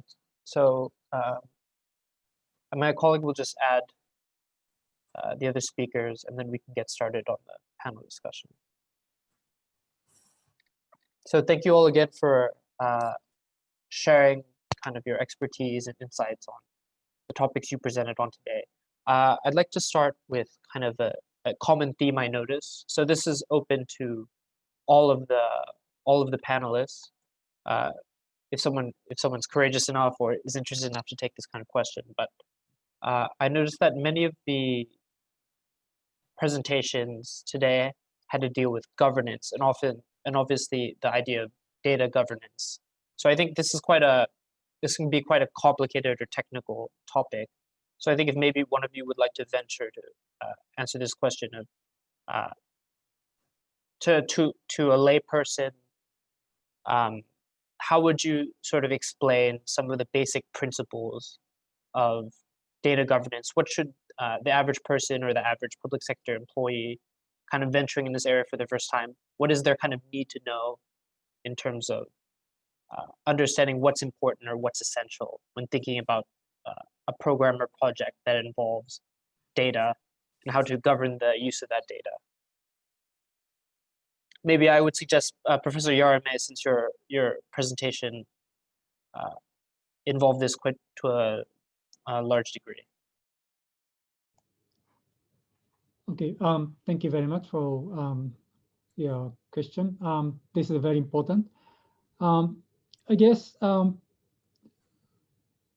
you need to, so data governance, you need to understand the data per se, what kind of data you're dealing with, what types of data, and in the case of smart cities, where you get data, and the nature of data. And then you also need to understand who are the stakeholders involved. So that should include the government and private sector and the citizens. And then you need to understand the basic the motivations, incentives to different stakeholders, and then how they can collect the data, share the data, use the data. So the governance somehow concerns all the processes involved in identifying the data and then collecting data, sharing the data, using the data, and then how to make decisions based on all this data available among the stakeholders. So the governance somehow concerns all the processes involved in the whole the process of dealing with data with the stakeholders. And would any of the other panelists have anything to add? Or I also have a follow-up question. One of the participants asked, please, Dr. Sabrina. So in Singapore, I think so part of e-government strategy is to make some government data available, so become open data. So open data to let people to co-create, right? So because I think one of the important values that the government has been emphasizing over the past 10 years is about co-creation. So how to make use of data, so publicly accessible data to co-create something new. So for example, for researchers, of course, it's make use of government available data to do some research and then produce meaningful findings. And then for business corporations or even schools, they can make use of publicly available data to create a mobile application. So this is something what's happening in Singapore. Of course, I think one thing is when it comes to the concepts or the principles of security or privacy. So of course we pay attention to the sensitivity of data. So if there is something, and because I think in Singapore, the context of Singapore, right, the country itself is very vulnerable to cyber attacks or cyber crimes. So if you look at the statistics, actually Singapore is 9 times more vulnerable, okay, to cyber attacks and then things like that. So that's why when one of the question from the chat group chat, right, Zoom group chat, asking about is there any way to protect the data collected from safe entry, right?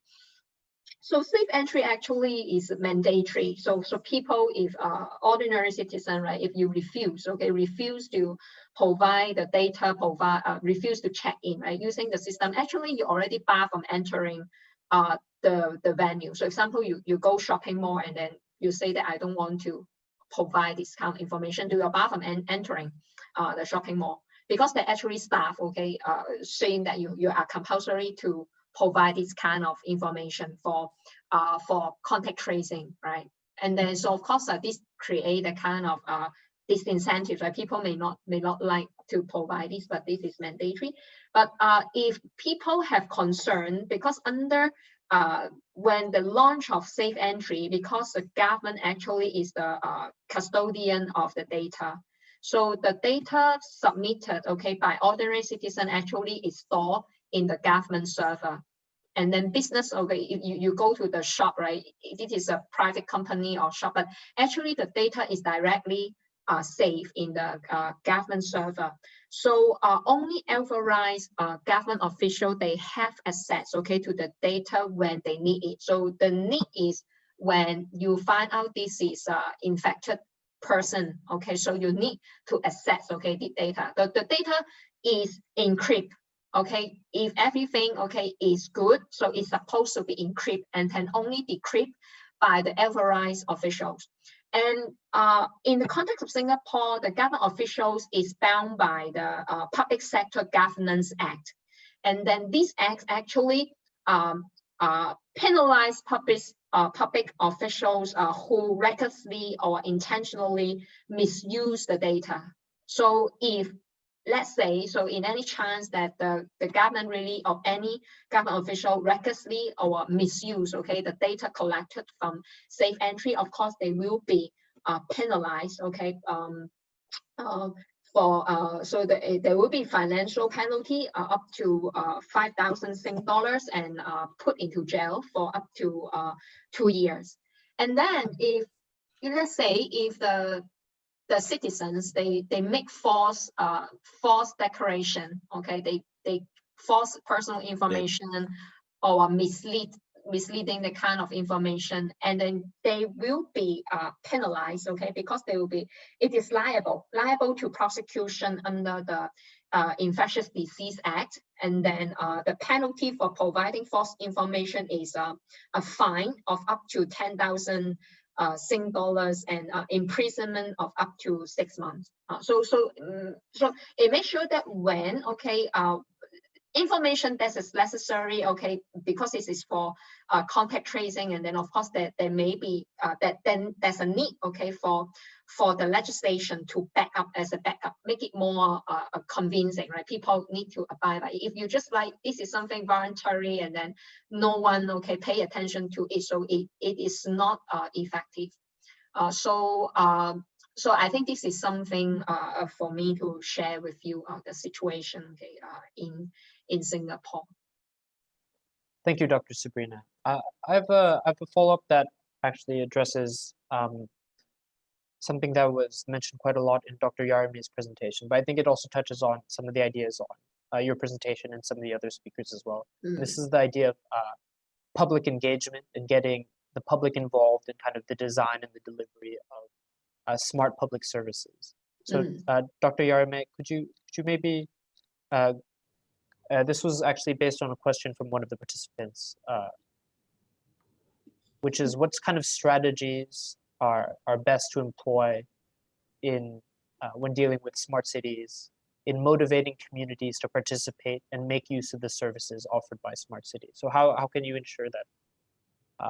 Maybe if I could just elaborate a bit, if the public engagement processes are actually active rather than maybe being more of a kind of a stamp or a checklist.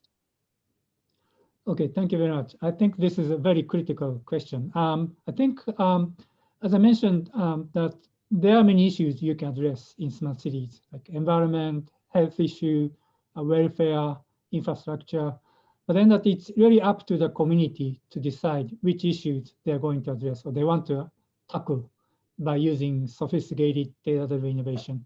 So that is quite important. And as I mentioned in my presentation, that in the case of Japan, in a rural area, one key challenge is how to provide transportation service to elderly people to visit hospitals, for example.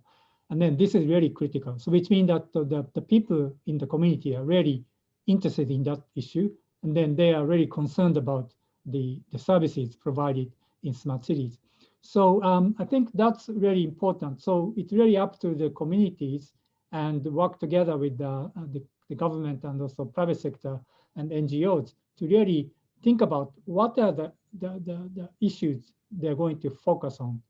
And then that really encourage people to participate because it's their problem they want to solve. So I think that will be really important. So in that sense, that I think we can't really just simply adopt something developed somewhere else. We really need to have your own discussion and consensus in the community. So I think that is the one key strategy which we can encourage participants to engage in smart cities. Thank you, Professor Yarami. So maybe since we're talking about public engagement and Polis, the technology that was shared by Colin earlier, kind of deals very, very directly with public engagement. I can start to maybe ask about some of the questions that were raised. So I think you've already started answering on the chat one of the questions about fake entries, but maybe I could enlarge in that question to more broader question about trust. So if Polis is kind of used by a government agency and kind of the powers of moderation and kind of directing are given to the government agency, how can people trust that this process is sort of being moderated neutrally or being moderated in a way that doesn't bias or favor certain kind of sub-communities? It's a great question. So there are a number of answers to it. The first answer is that the government can create a rubric and communicate why certain statements would be moderated out. And the recommendation for using the technology is to let everything in unless it's a duplicate, or unless it's hateful, or unless it's nonsense. And so with that relatively light criteria, everything else goes in, and the algorithms will handle routing statements to people to make sure that it's using the best use of people's time. This means that if all of the subgroups agree on a statement and there's already a good amount of vote coverage, understanding that all the groups agree on a statement, it's not going to ask someone as their first, 7 to 10 to 15 questions. They're unlikely to see that one because we already have a sense of it, and it's also not going to tell us much about them. We're kind of trying to use their time well. So the algorithms will handle it. It could be left completely unmoderated, though that can also be for institutions a little bit dangerous, because if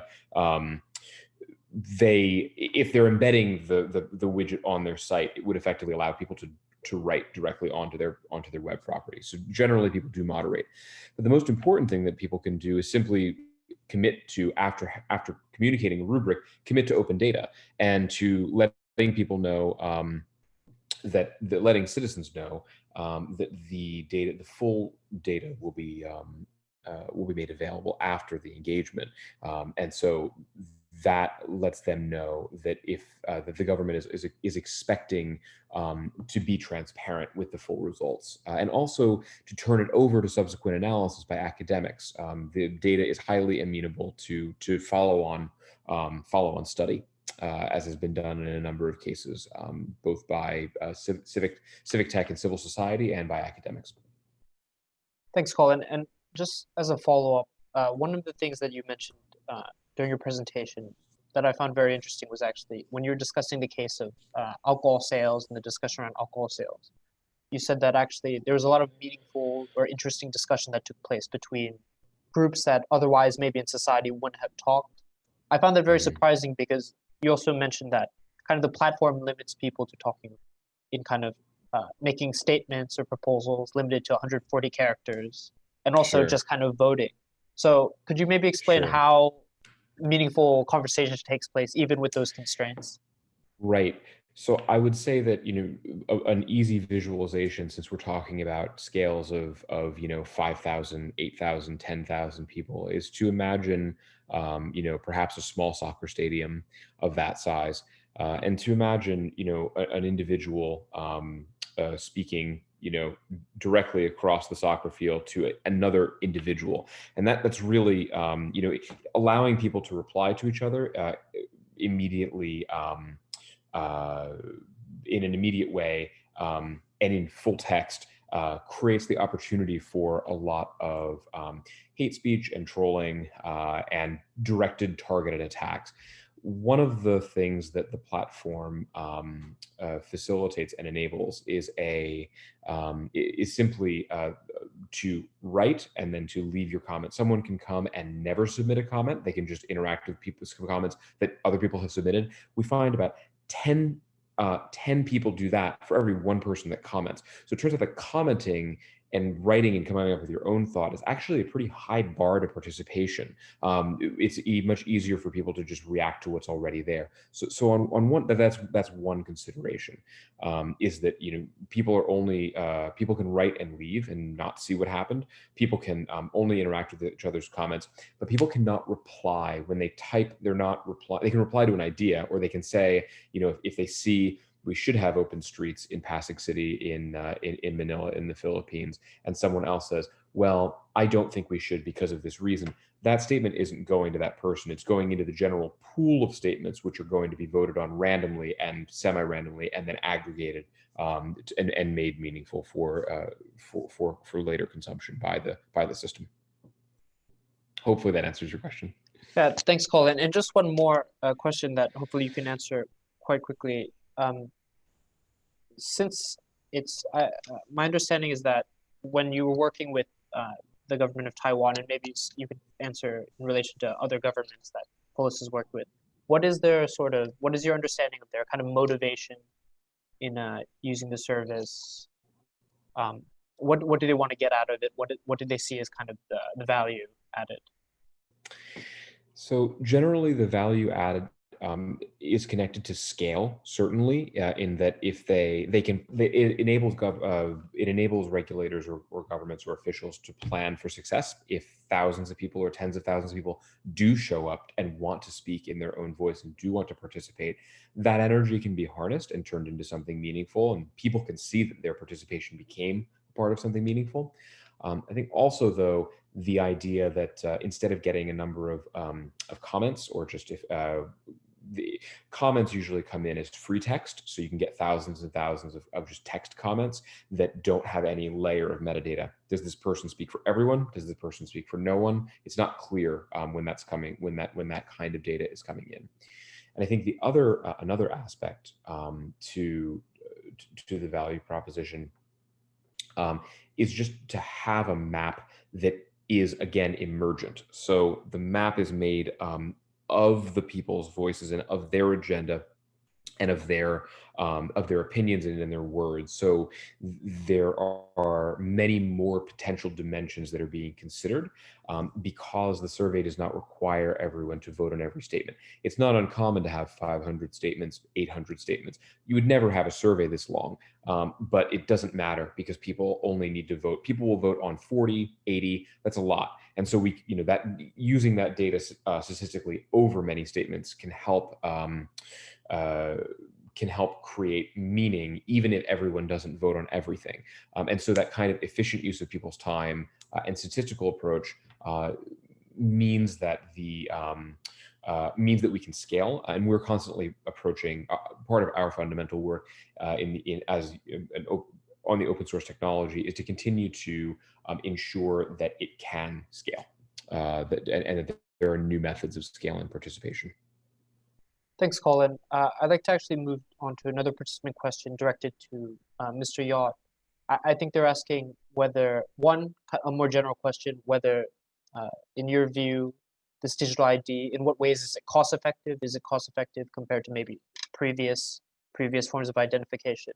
And also, I think they were wondering if there were like charging models, or I guess what's the business model tied to KYC? So if you could try answering both of those. Okay, since we are setting up this NDID model is for all industry in Thailand, not just specific for financial. We know that number one is in terms of cost effective. For things that relate to financial, like open account and so on, we see significantly in terms of cost saving when we do open with digital ID or eKYC compared to face-to-face, for sure, in terms of financial.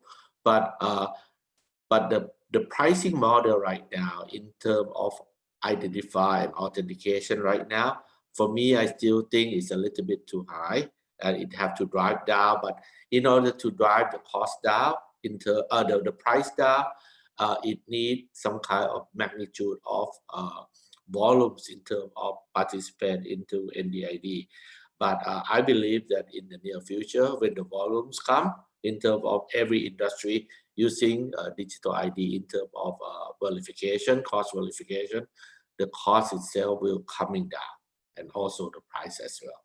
So we have a firm belief that with this is cheaper than doing a face-to-face or physical side, for sure. And this is another question. It seems that in developing the national ID for Thailand, there are so many stakeholders involved, either as kind of providers of data or simply people involved in kind of the overall platform. So yep. How was this managed? All these different parties working together. Maybe there's also issues about kind of data security, etc. How did this effort come about? Okay. Number one, I just want to explain it. The data itself is not kept at any centralized. The data itself is kept at the original source. So in terms of protection, for example, like the bank itself that doing data information for their own customer, the way that they do now is the way that they do in the future. Doesn't change anything in terms of data protection. But what we do is in terms of data sharing or information sharing, is that what we are doing in the term of national digital ID. That's number one. Number two, in order to drive this program successfully, we have the government to be a leader of come up with the idea, but the government asked for the participation from the private sector side in order to help driving this together, which we believe it is a good idea. The government itself changing establish some law and rule and regulation as well. So they have, for example, like establish the regulator to governing the people who or the company that want to do a digital ID platform. So I think in order to make this success, it have to do together between government and private. Like I said, in terms of Thailand, the government is helping changing the rule and regulation, the laws and so on to be able to recognize and drive this digital ID project together with the private sector side. So private is doing in terms of funding, in terms of driving the practical application on it. Thank you. And maybe this is a more general question that I think any of the speakers can feel free to try to answer. It's on the idea of, obviously, many of the systems you talked about today, maybe the concept is simple or the concept is quite technical, but it involves a lot of like technical information, either about types of data, how data is being used, and also just in terms of the actual implementation of many of these systems. I'm wondering, is it realistic to expect kind of the average user to be able to understand these systems at an adequate enough level that they can kind of really consent to them, like meaningfully consent to using these systems? That's the first part. And also if there's a gap between kind of the user's likelihood of understanding and the kind of level of understanding that they should have to meaningfully consent, how can the government or the provider of the service bridge this gap? I'm not sure if anyone has any ideas on this. Let me try on my side, on the Thailand side. I know that in order to drive digital ID over here is a big concept, and not too many people can understand and doing it. We seeing it from the time frame that we have a sandbox. Like I said, we have a sandbox with Bank of Thailand from the beginning of this year up to right now, which is, I think it's going to be totally out from the sandbox early next year. Okay, what we're seeing is when we design this system, we have to keep it simple and keep it what I can say that the customer journey have to be the same. We do NDID for multiple banks, and initially in the first few months, each bank doing their own idea, their own technique, but after a while we have to regroup and try to make it as make customer journey to be, I think, almost the same, no matter which bank that you go into this NDID. So what I'm trying to say is consumer, in order to grab into the new technology, the new system like this will take time.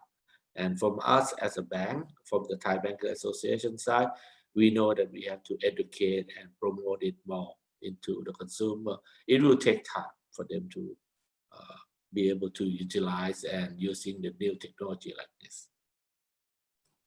Thank you, Mr. Yot. I think Sabrina also wanted to add on to this. So please. Yeah, thank you. So I think in Singapore, I think one thing that's very important is the government try to translate the professional terminology into lay language, right? Into a language that even lay person can understand. So there's not much special terminology that people have to feel puzzled about what is that actually.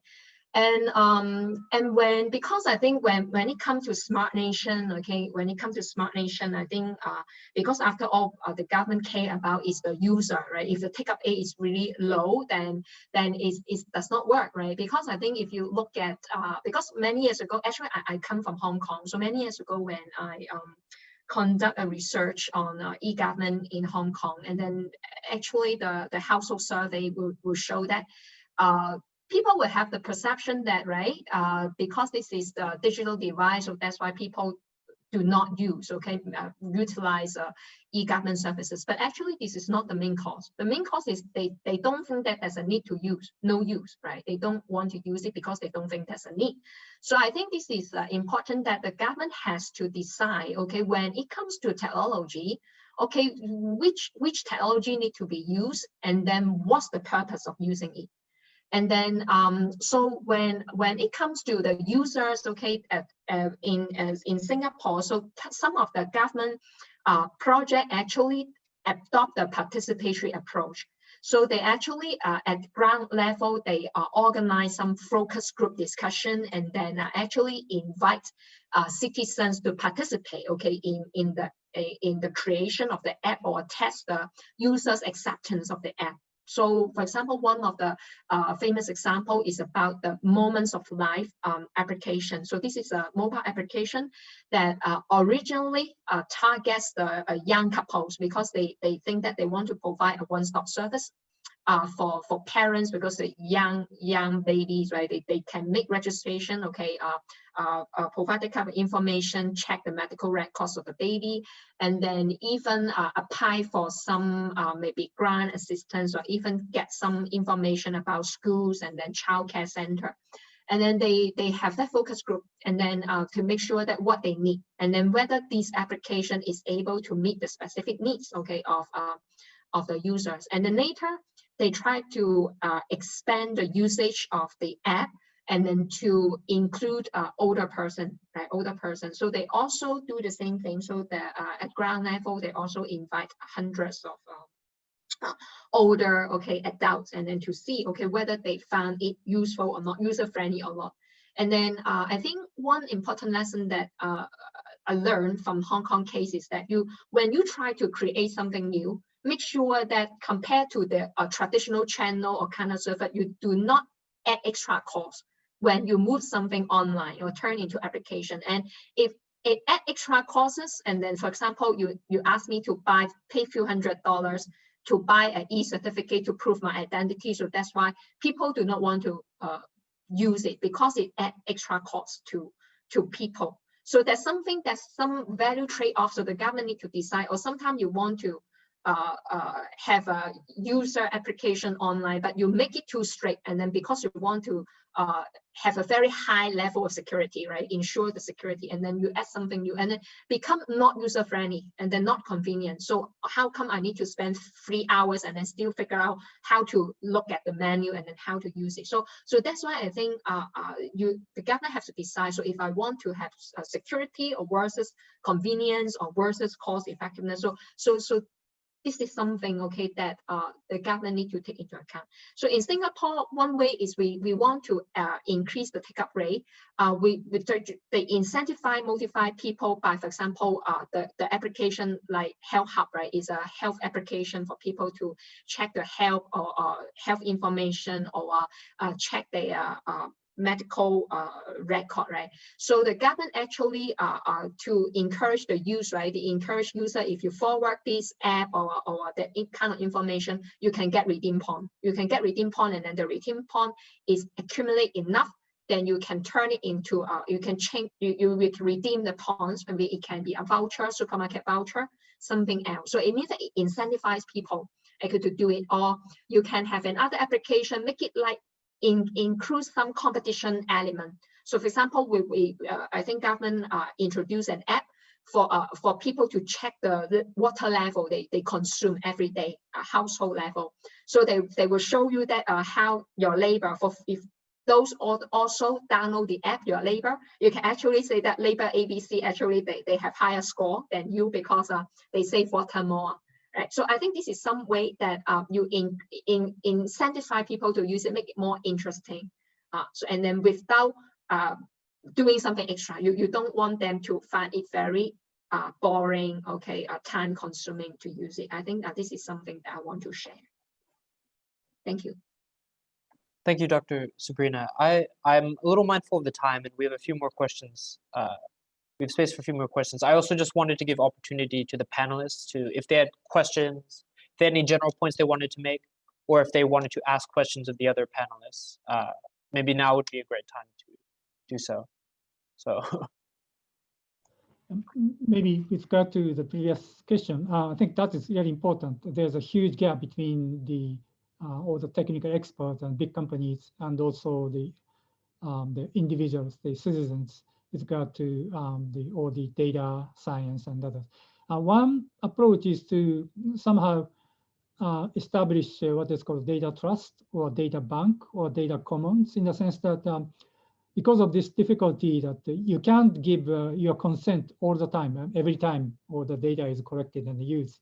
So somehow you ask kind of third entity to manage and then to make judgment. Obviously that requires a kind of trust in that institution, but I think it's not really feasible in smart cities, for example, that every time the citizens give consent for all the issues, all the data.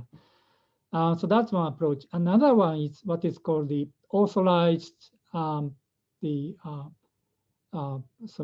public, the purpose, APP, you kind of you somehow authorize for the use of data for particular purposes, like tackling the COVID-19 or some environmental disasters, or so that you don't need a consent from citizens for using data, so that somehow for some specific applications, you somehow trust again to some entities to use your data.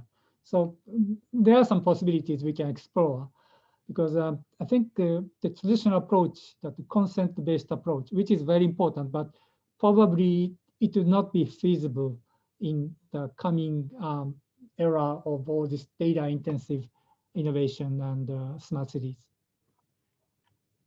Thank you, Professor Yarime. I think we'll just have one final question that any of you, if it interests you, could answer.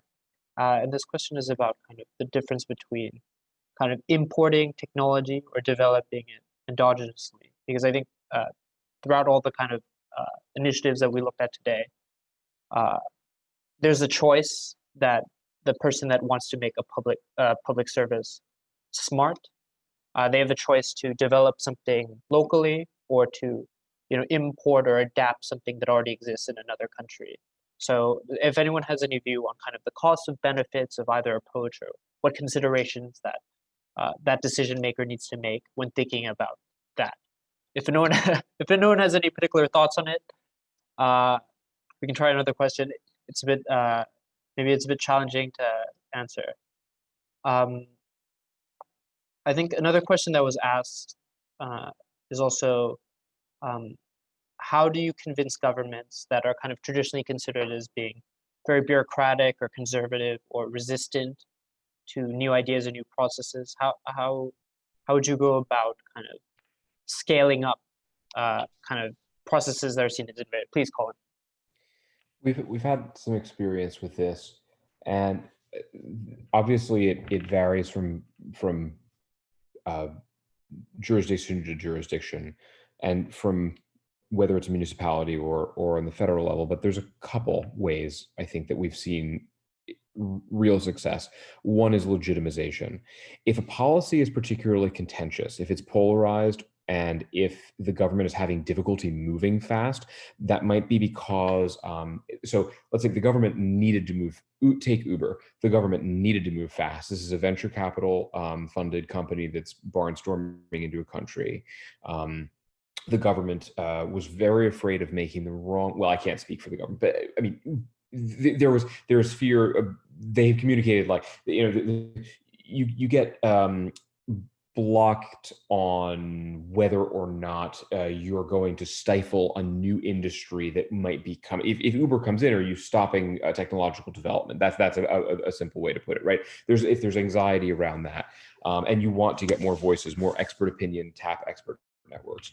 And the other way there, I think that legitimization is important. Is just that if the citizens are an affected party quite immediately by removing the presence of Uber from the country, so this is kind of legitimization aspect that can be attractive to get a better map, of the kind of landscape.